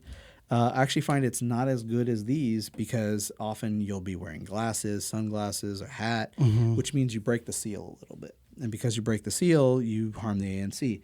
AirPods Max mesh around that better. So they're able to maintain it better. But still, these are better headphones in every conceivable way. And they're way cheaper. Yep. And USB-C. And the ANC is still far better than the AirPods Max. And still have an aux port. You can still plug in your source material if it's wired. You can still plug in. You can see the port. And, you know, another thing about these headphones, if you have any device that's not an Apple device and you want to use them, just like the fucking HomePod, we tried to use it. We tried to do a fun test. We couldn't even get it to connect. We couldn't use it in any other way other than the one narrow, expensive, inelastic way that it's designed to be used, user hostile way. Assuming it even lasts, assuming you could even get it started up or have to update your 18 devices to make it work, which we still haven't been able to do. Actually, we just did. I stand corrected. That's right.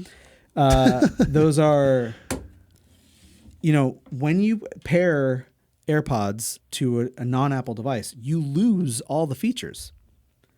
You don't get to control ANC. You get some button control, but you don't get like all the spatial audio. You don't get all the cool stuff, and they become very dumb.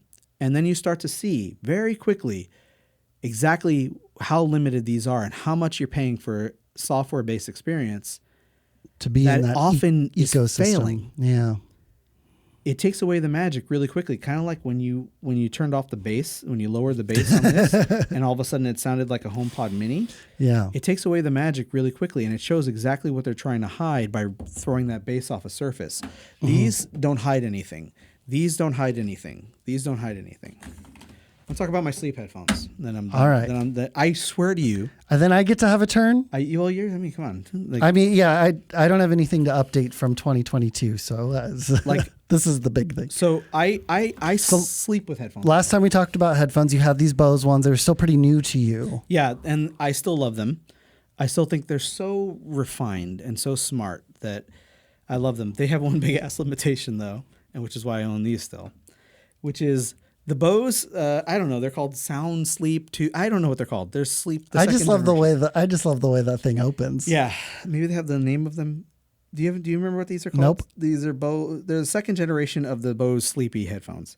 They don't connect to Bluetooth at all. You can't play any of your own music on there.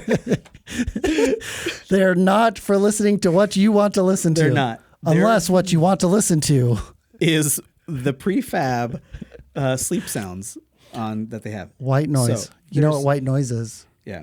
Noise for white people to go to sleep. Yeah, exactly.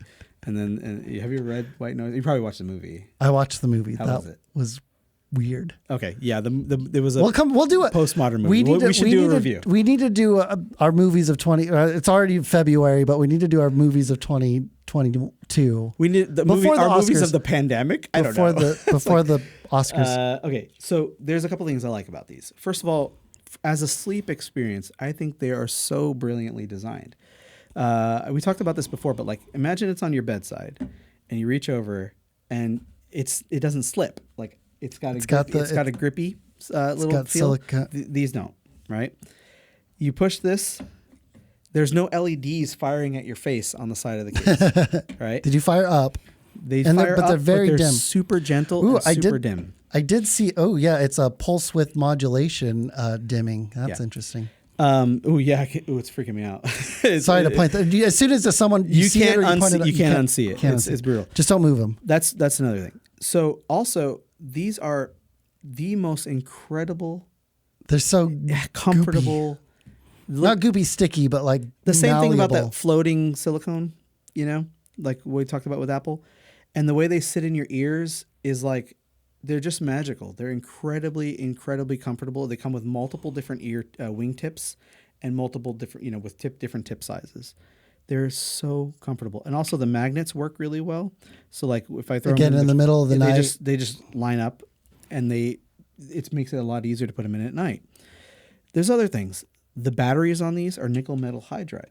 Mm-hmm. And the benefit of that is they won't burn your face in your head. They don't get hot. Set you on fire and like a lithium battery in your ear overnight when you're sleeping. They also have Which also explains why they like don't support Bluetooth, because it's not going to have as much power to exactly drive. they wouldn't last the whole night. Yeah. Touch the microphone again. They last enough for me to go to sleep and wake up. They often are still working. They stay in my ears really well, which is a plus or a minus for some people. Like Mark, I know Mark, friend of the show, Mark of the Marchive. He wants the headphones to fall out when he, well, because so you can hear things. His alarm, for example. Yeah. These, it's asinine to buy headphones that are just like a sleep sound machine, but the sounds that they have are so fucking good. Good stuff. They are. I've listened to so many sleep sound machines. I have the Calm app and all the other stupid apps, stuff you could put on your radios, your stereos, like YouTube stuff, stuff in all the music services. I've had literally every music service. Even in Audible, they have some. Oh, wow. They have some. They're everywhere. And I've listened to a lot of the sleep sound machines. These are by far the best quality recordings I've ever heard. Are they like binaural audio too? Yes, and also they do ones that because these don't have ANC, they did that on purpose because they don't want you to die. So the same thing with the battery, they want you to be able to hear stuff, and they have specific ones that have ANC built into the frequencies of the audio instead to cancel out to certain cancel out frequencies. certain frequencies, which is something I forgot to mention about these, which I'll talk about in a second. To cancel out certain frequencies that are common for sleep. Mm-hmm. And they tell you when you're increasing the volume, they say, if you go higher than this, you're going to be deaf, basically. Please be careful because it's that good. These are absolutely phenomenal. Don't miss the fire I alarm, give smoke these- alarm. Unless you really want, I mean, as a universal product for everybody who doesn't have another $250 to spend on random shit, Just to help go to sleep. just to help. Which I mean, your sleep is super important. But Yes. as they stand by themselves, these are a 10 out of 10. Man. I can't believe it. If you want Bluetooth, they're a 1 out of 10. Yeah, no Bluetooth. You know what does have Bluetooth though? The Anker Soundcore A22s. I like that it looks like the B, but it's a D. Yeah, that's true. It's like the Beats B, but it's the other direction. Yeah, and they put the little accent on that. Okay, so Anker makes sleep headphones, and they tried to copy Bose in some key ways. Does it also slide It open? slides open. Oh, cute. Even the design is very similar. Oh, yeah. It's not as refined. The quality of the materials isn't Sure. as refined. It's not as comfortable. They are smaller in your ear, which might be a plus for some, but they're still very, very, very comfortable. And they have Bluetooth. And they have Bluetooth. Now, they have charging lights The face and out they are extremely bright. in the middle of the night. Also, when you first plug it in, I kid you not, Kyle, they're sadistic. They f***ing blink. So it's like you live like by a neon sign in like Manhattan. And it's like buzzing in your face. It's psychotic. But Bink, bink. it does stop after a while, but it's still like For a such minute slap or in two. the face. I can't believe it. Sleep headphones that Right. annoying LED lights. They do have Bluetooth connection. They sound like Mm. but they're good enough for sleep. And is it like the Bose? They also have preloaded. Precisely. And we'll talk about a little bit about that with the Bose as well. These, unlike every other Bluetooth headphone on this, these don't count. These do not have the feature where I can just select them from my Bluetooth menu and they'll jump over. Connect, yeah. These live and die by the case. In order to switch these, they have to be in blinky mode like they are right now. They're blinking. You have to hold that button for me to go to any other device. Oh, yeah. They And- don't remember other devices. If you keep connecting to it to the same device, Yeah. it will remember that. But Correct. you can't hop between your iPhone and your iPad. These also have they have accelerometer based controls like the original AirPods. Oh. So, but they don't Punk, work punk. nearly as well as the original AirPods. So you actually need to whack your face pretty hard. You go and you got to get it like rapid, like dum, dum, and you feel you're jarring your brain. But they have it on the right side. If you double tap, it'll play, pause, and switch to Bluetooth. On the left side, if you double tap it, it will turn off Bluetooth and switch to whatever sound you had selected and stored on the headphones. Because like the Bose, these can live without your phone. Yeah. Which is another killer feature. I do not need to involve any device to use these except for setup. The initial. And then setup. also if I want to change the sound that's on here, right, which most people don't. You find find your sound, you're set. Yeah. And I have my sound. I have my nice sound. Pavlov Now, sound to sleep. When you want to know, it's just like listening to the HomePod and then comparing it to something that's more flat or at least is better EQ'd, and then realizing how much those rely on the scoop of the mids. You will know how bad these sound and how bad the recordings are comparatively. Once you hop these over to are the... so fucking good. It's obscene. I mean, I want you to hear them. They're like amazing. It's ridiculous. Take them home. No. Just I'm gonna get addicted to. I'm gonna get clean addicted to them. You know, see, that's the thing. Like, people I'm gonna need them to fall asleep. feel free to make fun of me. Like, you won't. If you've traveled with this guy ever, I can fall asleep anywhere. Anywhere, anytime. This will just be like icing for him. But the quality of them is obscene. Like the sounds, the prefab sounds, they're fine. There's one I was able to settle on, but they mostly sound like and you can't get them low enough a lot of times, the volume. Oh, it's too loud even Sometimes on the they're lowest. a little too loud. Oh, Yeah. okay. But I do like them because they have Bluetooth. Yeah. They're way more comfortable to sleep with. If I don't have headphones to sleep in with like these, the reason why I will sleep in these is because they're not awful. And unlike the Beats, they're not sticking in my ears like this because When you said these, you meant the AirPods Pros. the AirPods Pro. Well, I also mean the AirPods 3s. Okay. Sorry, just in case anyone's Well, only it matters listening. because, like, for example, they have The Beats Fit buttons, Pros. so you'll activate them if you turn on your side or if you bump them by mistake. Yeah. These have stem controls. You'll never accidentally activate them. And since they float in your ear on the silicone or on the fluoroelastomer, whatever the tips are made of, Pretty. they don't hurt your ears for sleeping with comfy. them Yeah. overnight. The AirPods 3s, they rest in your ears so they don't bother your ears. These AirPods, if I sleep with big full-size headphones on, I sleep with the AirPods Max because these have touch controls. You can disable them, Sure. thankfully. But then you don't have controls. But then you have no controls. And you're like, you roll over and you're like, plunk, plunk, plunk, plunk, plunk. It's like touching the stuff. So there's another thing. I talked about What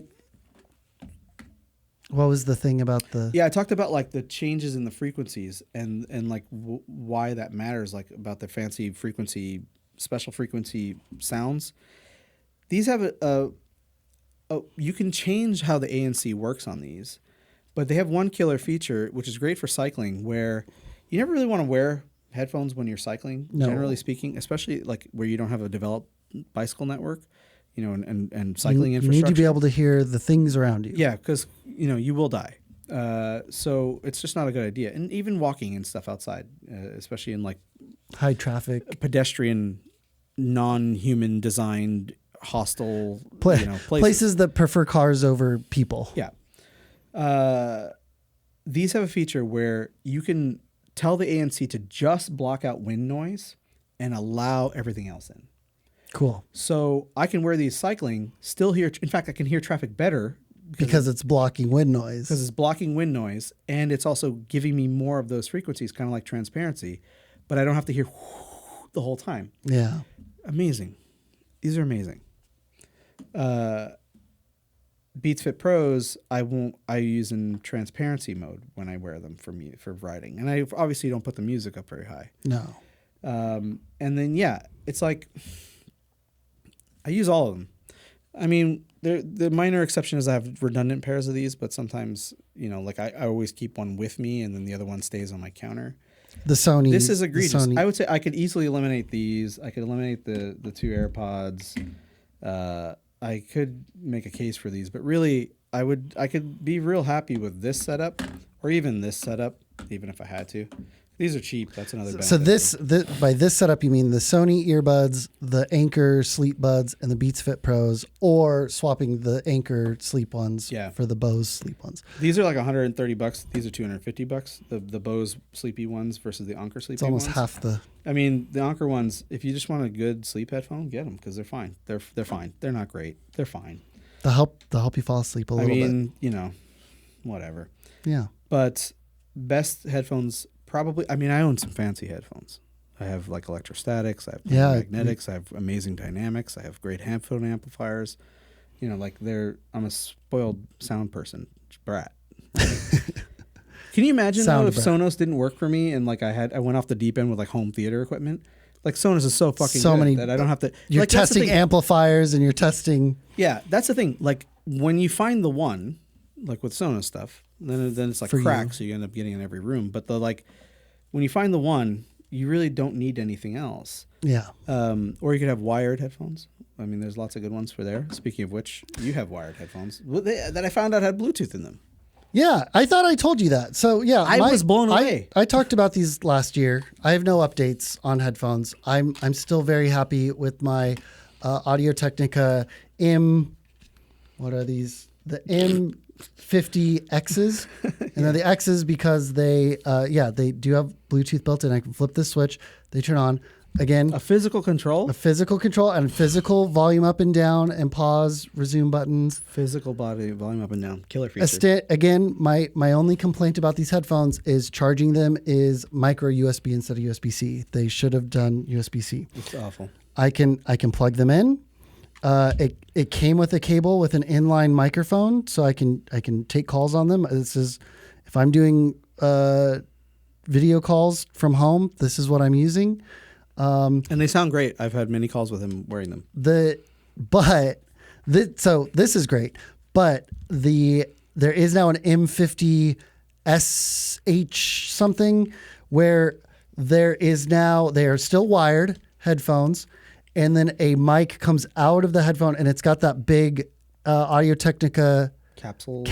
It's the same capsule that's in the back of their nicer shotgun microphones. It's the same capsule in some of their big Dynamics. They put in it's the same capsule as the 2100, right? Yeah. That's the word the 2100. AT 2100. Yeah.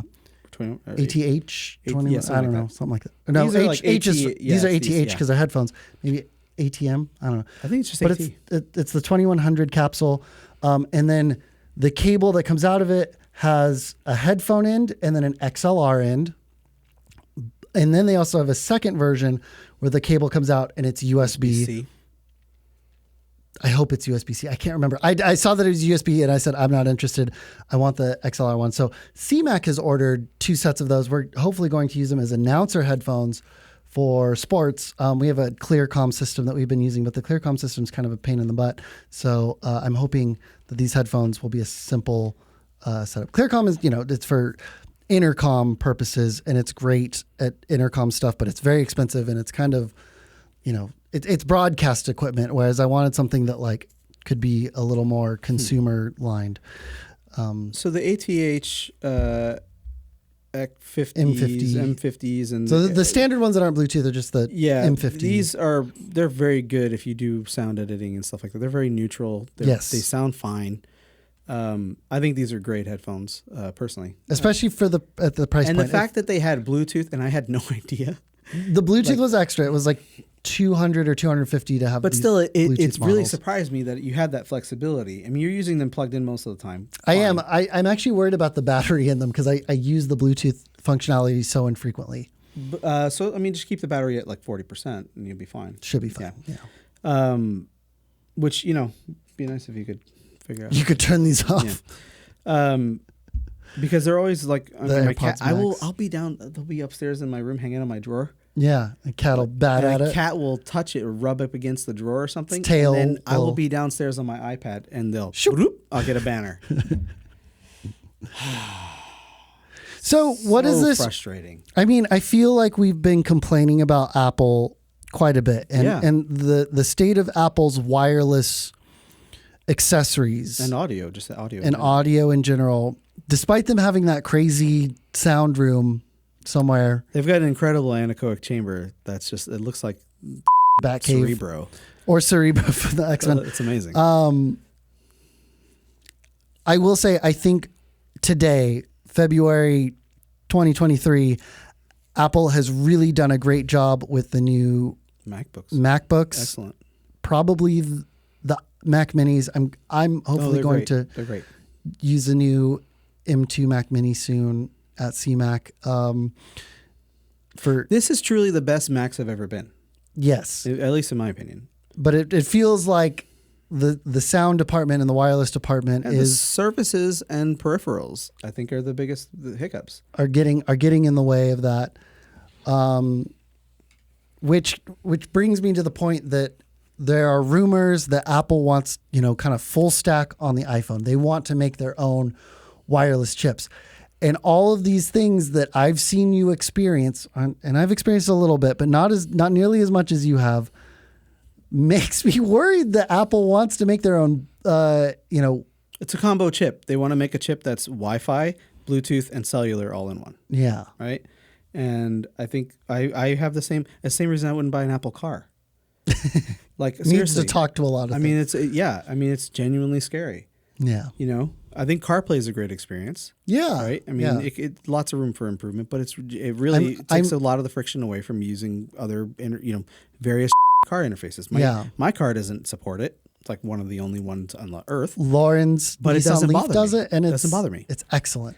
It doesn't bother me on my car, but on every other car, it bothers me a lot. I wouldn't buy it. That Ford Microsoft interface that was out for many years, that was scary. Sync. They called it Sync. Oh, yeah, Microsoft Sync. Yeah, it was terrible. And CarPlay is, I think, genuinely excellent. But so that's a great thing. And CarPlay 2 is coming. I'd be very interested to see it. Yeah, and then they're going to have some new cars. So theoretically, they'll also have interfaces for your whole dash. Yeah. It's disconcerting because if you can't get like headphone switching right, or connecting to a HomePod, or like Apple was synonymous with like immense quality and ease of use. Yeah. Super low friction. Like that's gone. That's just, that story to me is completely just gone. Like it's not even part of their story anymore. Let alone that it's like they used to be all about the intersection of the technology and the liberal arts. That's gone.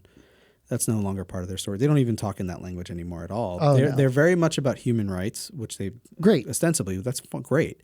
Privacy is part of their story now. If they actually honor it, great. Yeah. That's when it whether works, they honor it is different. When it right? works, great. Yeah. But also what happens is like when you create every part of the device, the vertical stack, right? It is good from the perspective of the business. It makes it difficult from the perspective of like when these phones, they become commodities, right? So everybody has one. So the only places for Apple to expand in any way is for them to maintain that growth is to start building in services, right? To start adding these little peripheral devices, wearables and stuff.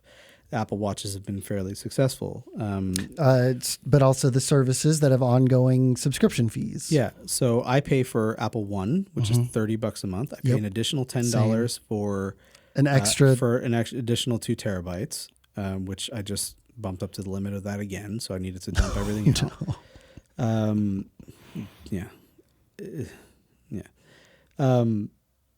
I pay for, on some things, like I paid for Apple Care on this. On some things on my Mac, I pay for Apple Care per year, which is like $179 a year. The subscription base. Yeah, I do the subscription based one because it's indefinite. I pay for it on the iPads. It's for the 14-inch MacBook Pro, it's $99 a year. Yeah. So 3 years is $300 versus if you bought the 3-year Apple Care, it was $279. Yeah, I think it's not $179 per year; it's $129 per year. It's for more on the 16 for your 16-inch, And that's worth it to me because my Mac is very expensive, and it's also a Mac that I envision having way longer than 3 years because they've done so good with the M chips, the Apple Silicon. But I pay for it because my iPads are super expensive. I've already used the swaps. I'm on my 5th generation. I'm version all my Apple devices for this reason. I'm on my V5 on one iPad. Your 5th replacement. Yeah, on the other iPad, I'm still on the first one. Wow. And the other ones were replaced because they had light leak or graphics issues. One of them was broken. Yeah. So one of them is out of paid repair. Yeah, paid accidental repair. damage. So that let's not count that one. I actually need a swap on my iPhone. Richard broke my iPhone. Friend of the show, Richard. He's been on the show before. He broke my iPhone. You see my lens? Yeah. So now it's got a crack along across the lens, right in the middle. And if you have macro mode on, which you should turn off, by the way, it sees that crack in macro mode, so it like jumps back and forth in focus repeatedly. So I need to have this changed. But I won't count that as a version because that's a broken one. Yeah. But have you had your 14 Pro Max swapped? I don't think so. Have I? I can't remember. I don't know. This is why I version them, because I've done so many swaps that I don't remember. This is still V1. Okay. Yeah. So that's fine. And I think along the lines with the Mac, the iPhone line has been relatively solid. The 14 was kind of a change with the Dynamic Island thing. Dynamic Island's great, actually. What's not great is the cameras. Yeah. I mean, the step from the 13 to the 14, and it's not even the thing is like in the physical change, there hasn't been a ton of change in the hardware of the camera. It's mostly been the software of the camera. Yeah. I'm laughing at your selfie mirror on your case. Oh yeah. Did you see this? You haven't noticed this? I've had it for like months. It's great. I've been traveling most of this time. That's true. You've been gone. Yeah. You're correct. And so to the point about the cameras, it's another area where software has come back to bite them in the ass. Yeah. Because the sensor is actually quite good. It's provable because the raw photos. I can shoot raw and halide and see what the sensor is capable of. And it's very nice, actually, for a phone. For a phone, yeah. And what's happening with this camera compared to even the 13 Pro Max, which actually I really liked, it's slower it has more focusing issues. Like they're supposed to be, especially there's especially focus slower pixels. on the higher megapixel camera because it's got to process that much more data. Yeah, and it's just not up to the task. It's not. And I think about that in the context of my Alpha 1, which is in my camera bag here, which is Your Sony Alpha 1 cameras got 50 megapixels, and my buffer doesn't ever fill. but the software and the processor inside of it are optimized for. Yeah, it's kind of like when people are like, well, the iPhone's 50 billion times more powerful than the Apollo spacecraft. Well, yes, but that was a specific piece of hardware dedicated to a specific task in the spacecraft. So the argument for your Alpha 1, yes, much faster, doesn't ever fill the buffer. Yeah. But it is specifically built to do that. Right. But also, I mean, in theory, the camera should be specifically built to be the camera as well. And these are The Sony iPhone, sensors, and incidentally. a lot of people, this phone is their only camera. Right. This and is- if it's your only camera, great. Like we're gonna have a camera phone episode. We have to.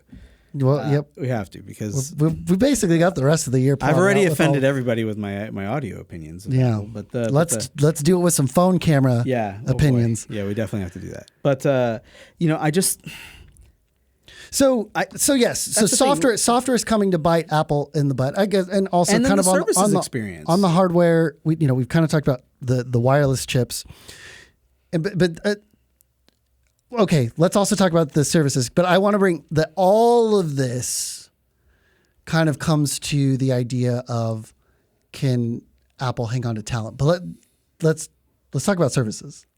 Okay. Yeah, I mean, there really isn't much to it. Like the problem is like, I actually think, ostensibly, Mark, that services are Mark of the Mark the guy. ones that Apple offers are actually pretty good. Apple Music's fine. I hate the app, and they've ruined my music collection. Thank you, Apple. You're not going to let that go. Never. It's been nearly 10 years It's a and decade, and it still, just makes me sick to my stomach. It's just disgusting that they did that. they burned you pretty good. I mean, because Okay. Yeah, but so the Apple TV Plus has vastly exceeded everyone's expectations. I think The quality It's of the content on it is great. The app experience, especially on the Apple TV, is weird because you go into the TV app, which wants to show you everything, and then you've got to navigate to the TV Plus section. You need to go on your Apple TV. You need to go to Apple TV Plus to go to your Apple TV Plus content, which are all different things.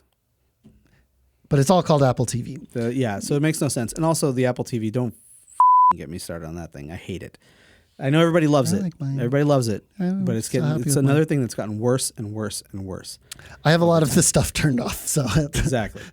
And then to make the TV like your home now, like you like what is it? Like what is it? Where you start it and it's like your home base essentially. Yeah, for, I forget what it's called. for HomeKit stuff. No, not that. But, Oh. but like where you're now playing or whatever your TV like home, like when I have it on my you can turn it off. The home button on the remote takes you to the Apple TV app. Yes, versus the main menu. Yeah, you could change that in the Yeah, settings. thankfully, Yeah. because now they've pushed that even more in the latest 16.2, I believe.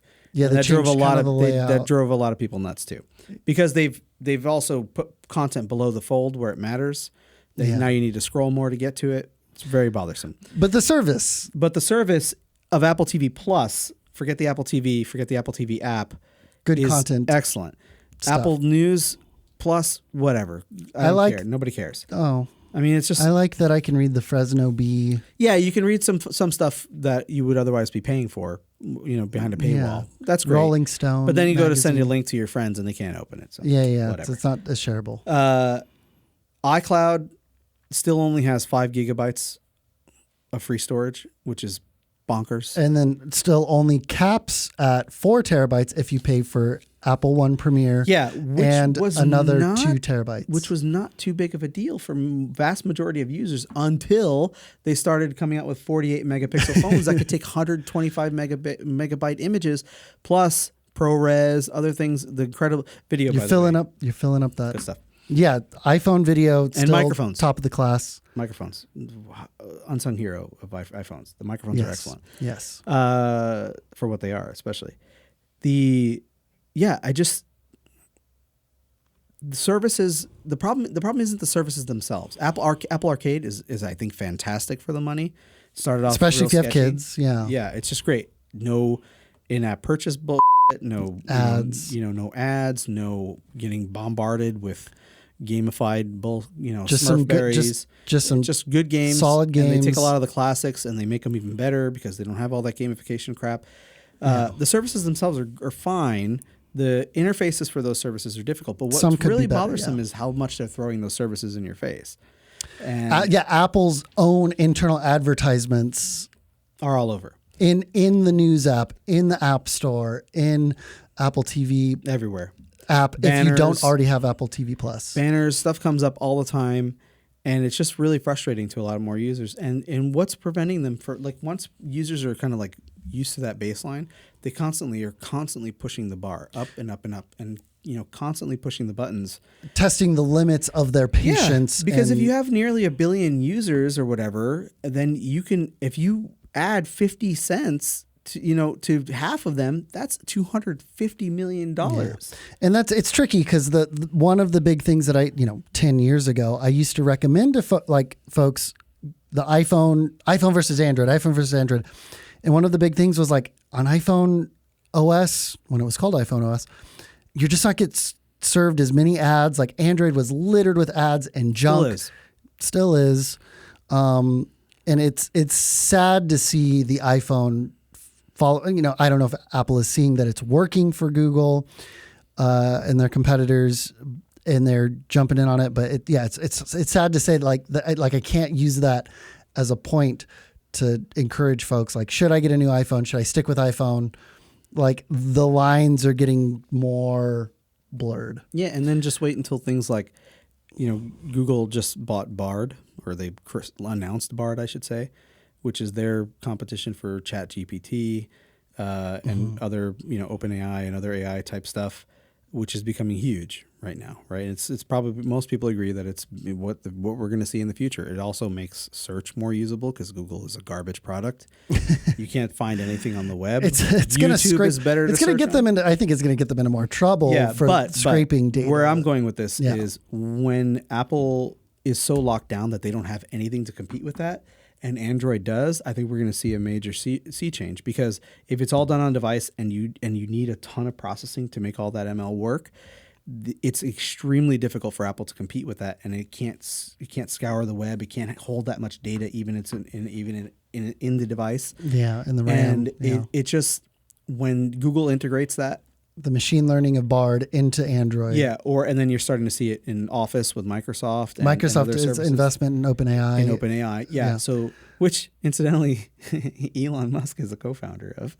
He's no longer nobody seems involved. to be talking about. He's that. no longer involved at OpenAI, but he was there at the ground floor. Yeah, Correct. Imagine that. Cracks me up though. But the idea is, I think when you become a commodity, and to your point about talent, things aren't interesting anymore. Right? They are now the status quo. You're the status quo. You're not inventing anything new. Apple is supposedly not doing much big this year, with one exception: the potential for them to finally release this headset, this AR headset that they've scrapped their glasses program. Supposedly, this is all rumor. Yeah. But imagine an Apple, an AR headset, right? Okay. I mean, there's even rumors that it's like they're already going to miss the boat, because all the excitement around VR and AR metaverse BS. Well, it's mostly gaming, right? It's mostly gaming, and then Facebook has been making this. Meta has been making this big push to like commodify VR, AR. And I think the public interest in it spiked initially, and I think it's already waning. I've been playing way more VR games lately. Game wise, on the game front, it's fun. There's so much fun. And there's fun VR 3D content being made now that 3D camera, 3D and 360. That stuff is it sucks. I haven't seen anything that's compelling or uses it well. Not since the Jurassic World teaser thing. That was fun. Still sucked. Oh, I thought it was but fun. the closest I think that they've come to some kind of immersion of is Alex Honnold, the guy from Free Solo, guy climbed El Capitan with no ropes or anything like that. Yeah. He's an amazing climber. He did a partnership with Meta where he put basically a 360 camera on him for these free solo climbs. Wild. And the way they did it, they pulled it off extremely well, and it's very jarring and very scary. You feel like you're there with him. So that I would say is like the best in class. I just hit 10,000 steps according to Garmin. Even though we've been sitting here for the last 2 hours. I've been so fired up that I don't. That You got your heart rate I'm up. okay You with tricked it. I'm fair. It's fair enough. But I burned 200 calories sitting here, but just being so angry. But there really isn't any good visual content. I find that actually the best VR watching experience is just sitting there with the big giant screen in front of your faces. If you have, a large screen TV close to you, as long as the resolution is high right. enough, That's and the refresh rate. That's still the big. But even the Quest, the original Oculus Quest, is great for that. It's genuinely good. Yeah. I don't use generally wireless headphones. I use wired headphones. You want for to keep that, them in sync. just because of the latency. Especially with games, you have to use wired headphones effectively. Right. The input to output. I will latency occasionally needs to be use low. these wirelessly, and of course these with it for certain content where the latency isn't that much of an issue. Golf apps. Well, golf games. even the Oculus will adjust latency for video content. Yeah. I don't have to Get be it like, in sync. I don't have to be like frame perfect. Yeah. So and it'll be it does a very good job with that. So But I worry, Apple has never been, aside from its latest push for Apple Arcade and like parents handing their iPad to kids and just knowing that those games are going to be okay. Like Apple isn't known for like hardcore gaming. So can it capture these gamers with whatever AR, VR headset? okay, just think about Apple's gaming history, period. Not great. No, it's a joke. It's not really what they were meant to do. And that never bothered me because they had a different vision and a different story. If they're trying to change to that story, that's crazy. If now Tim Cook in public has been going on about the value and amazingness of AR and how it's going to change the world and how Apple's I don't know what he's getting some insider information. Yeah, I mean, like if I can it's great that I can point my iPhone at this table and then see what a HomePod is going to look like on that that I table. might buy, and then immediately throw in the trash. You could point your phone at your trash can to see what and see if it could fall in the HomePod infinitely. It'll constantly reset. That's like the 5th time I hit the mic. But I'm having a hard time thinking of anything compelling that Apple could do. Yeah. Also, like rumor, I don't know if this is true at all, but waist-mounted battery pack possibly. Maybe even if it's an extended, Like an battery pack. old VHS camcorder with the battery on the belt. Look, here's my thing. Like when you make everything in the device, and also more importantly, when your silicon is in everything that you make, right? Eventually, I think it'll be in this. Like the H series processors, I think are the systems on a chip that power these they're of the same genesis as the A series stuff. And so it's when you put that processor in everything, there starts to become a point where there's very little differentiation in what those devices can do. Sure. Yes, you can have unitaskers, and this is truly a unitasker, that play music, or maybe you put it in a car and it has wheels and it happens to go somewhere. And yes, that is an inherently different function from an iPhone, but you are effectively Taco Bell. Like it's the Taco Bell strategy of four you're taking the ingredients. same ingredients and you're rejiggering them into very effectively just slightly different versions of effectively the same experience. Shouldn't have said Taco Bell. I was already hungry. And it just, when you get to that point, you're boring, and people start to not want to work for you, and then you start to, you don't want people to work from home, which has its benefit, which I understand in some ways. Why they want to do that. I just feel like, the iPhone 4 leaked to Gizmodo in, what was that, 2011, 2012? 2011. A long time ago. And, Apple really jumped on this like culture of secrecy and hasn't let that go since. Yeah. And we talk about that, especially when we talk about pro apps and stuff. But like, it's now hurting their physical products as well. Yeah. Their quality is declining. And then also we're starting to see, so you talk about talent. There's actually been lots of reports of an existing talent exodus at Apple. and how hard it is for them to recruit. They pay less than everyone else. They don't have a lot of the benefits.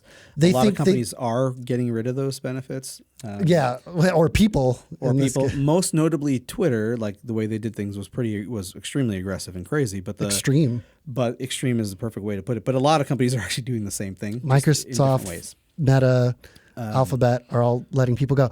But what I'm getting at is like the culture of secrecy, across the company, where there are things that don't need secrecy, as we've talked about with the pro apps a lot, but also getting, feedback and having an open conversation about these products. Sure, they don't want to get scooped by Huawei or Samsung or LG or whatever, but like, yeah, the level of secrecy, and then with people coming back to work from COVID lockdown stuff, and like demanding that people work in office when a lot of places were not doing that yet, is hurting them, and it's hurting them a lot. And I think ultimately what would need to happen, not that I have any say or anyone important listens to me, is a culture shift.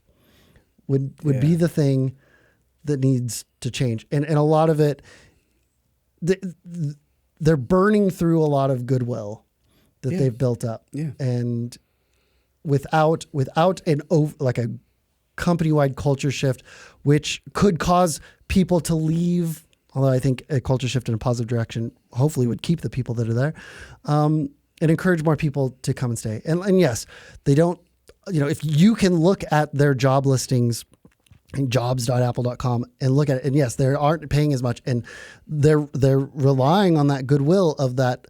We are the prestige place. We don't need to pay you as much, because then you get to feel good about working here and work on stuff that represents the future, and work on something that's groundbreaking, but you don't get to do that anymore. But if that's no longer the case, then you might need to spend some of that cash pile that you're sitting on to bring in the talent to make it happen. And people at the level that they require aren't necessarily motivated by money in that way. They've already got money and they can work anywhere. So for example, with their chip team, they had a massive exodus of the chip team. And what they did was they finally finished this Apple Silicon transition.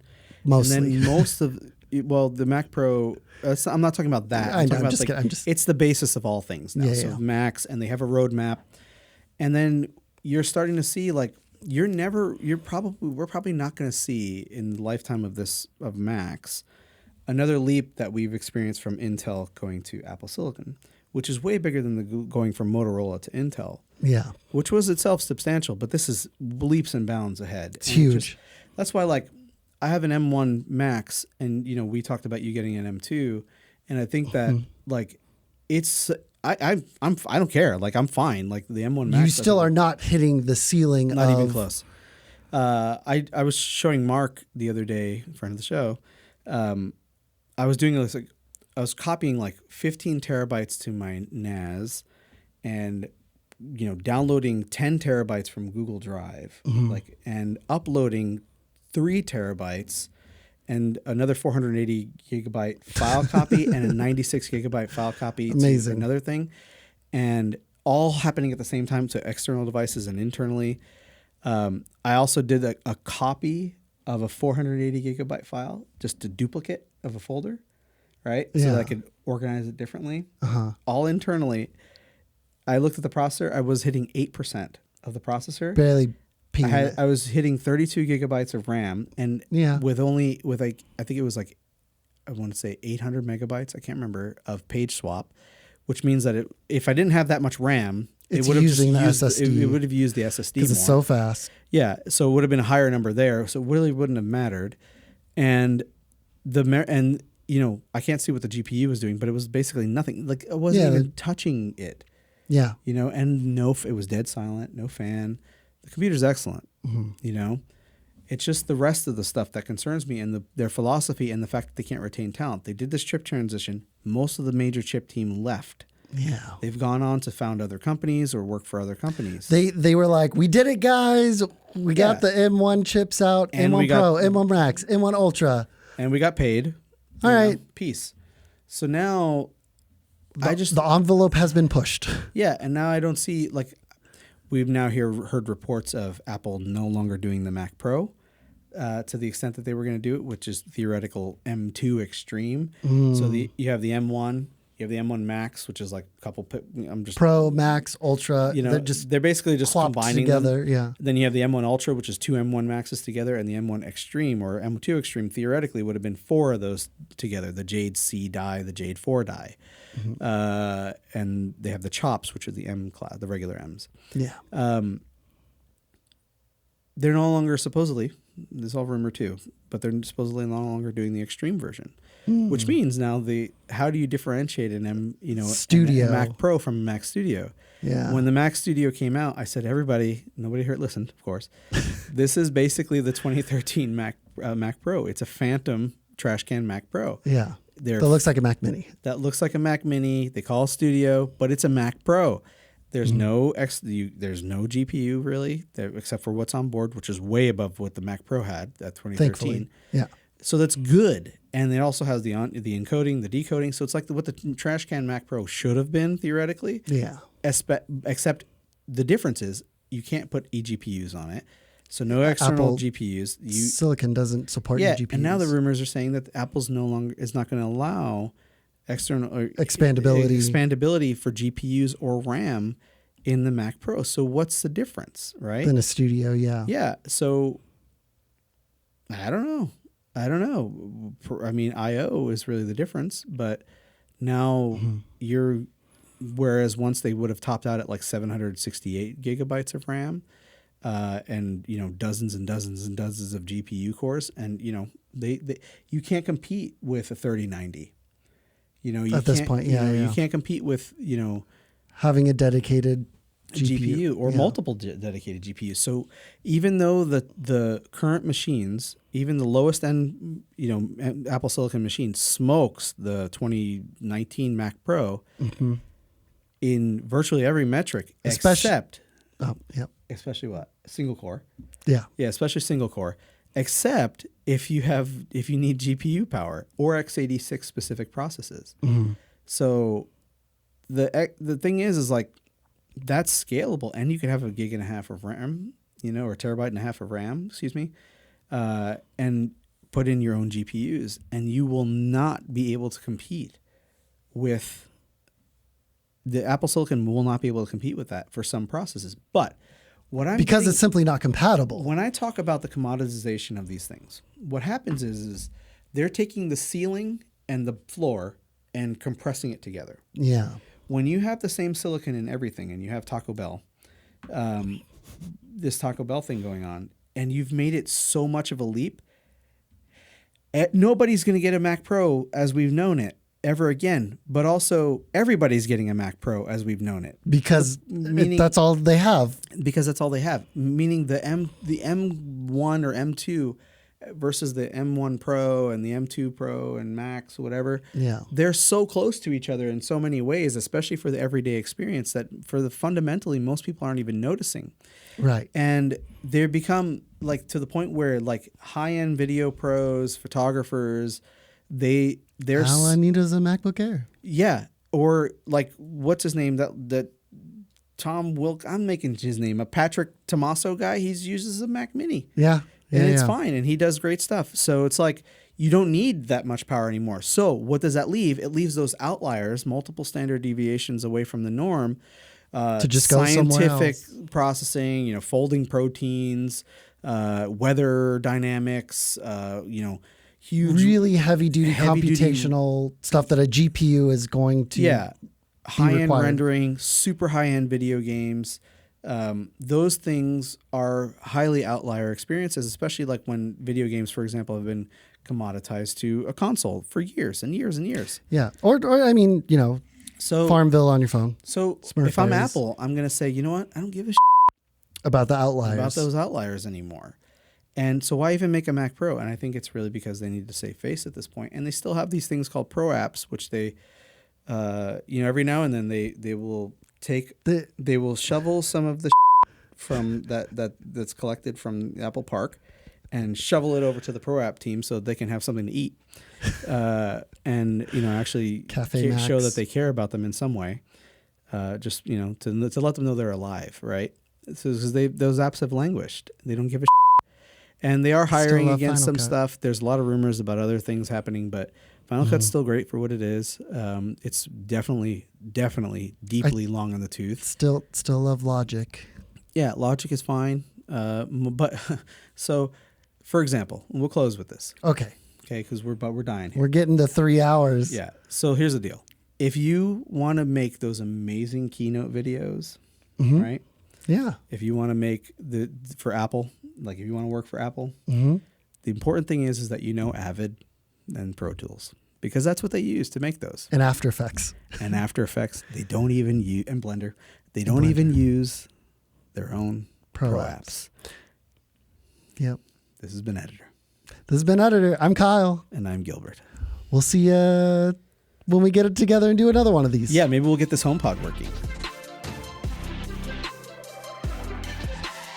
Here's the best thing Apple has done in years. Okay, yes. I'm going to give high kudos for this. We almost forgot to talk about this.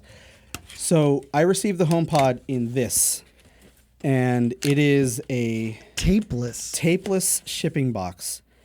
And the Mac Minis are shipping in them too. Not that I would know. You rip the top off, and the first thing you see is the Apple logo, which is super cool. And then it opens up. Get this thing out of here. Like this, like this, like this. It's in its little home. And this is exactly how it came. This is amazing. And this is perfect for recycling. Yep. Super eco-friendly. There's no tape. There's no plastic to get in the way. You can toss this in your recycling if your local municipality recycles properly. These shipping boxes, now that they're moving to all this tapeless shipping boxes, I am blown away. This is actually my favorite thing. They need to sell this intellectual property to everyone and make all their money that way. I actually received an Amazon box that was tapeless the other day. As well? Wow. Yeah. And it kind of had this vibe about it, but it had a much bigger rippy part, and it was on the broad side. But this is my favorite thing about the new HomePod. All right. See you later, everybody.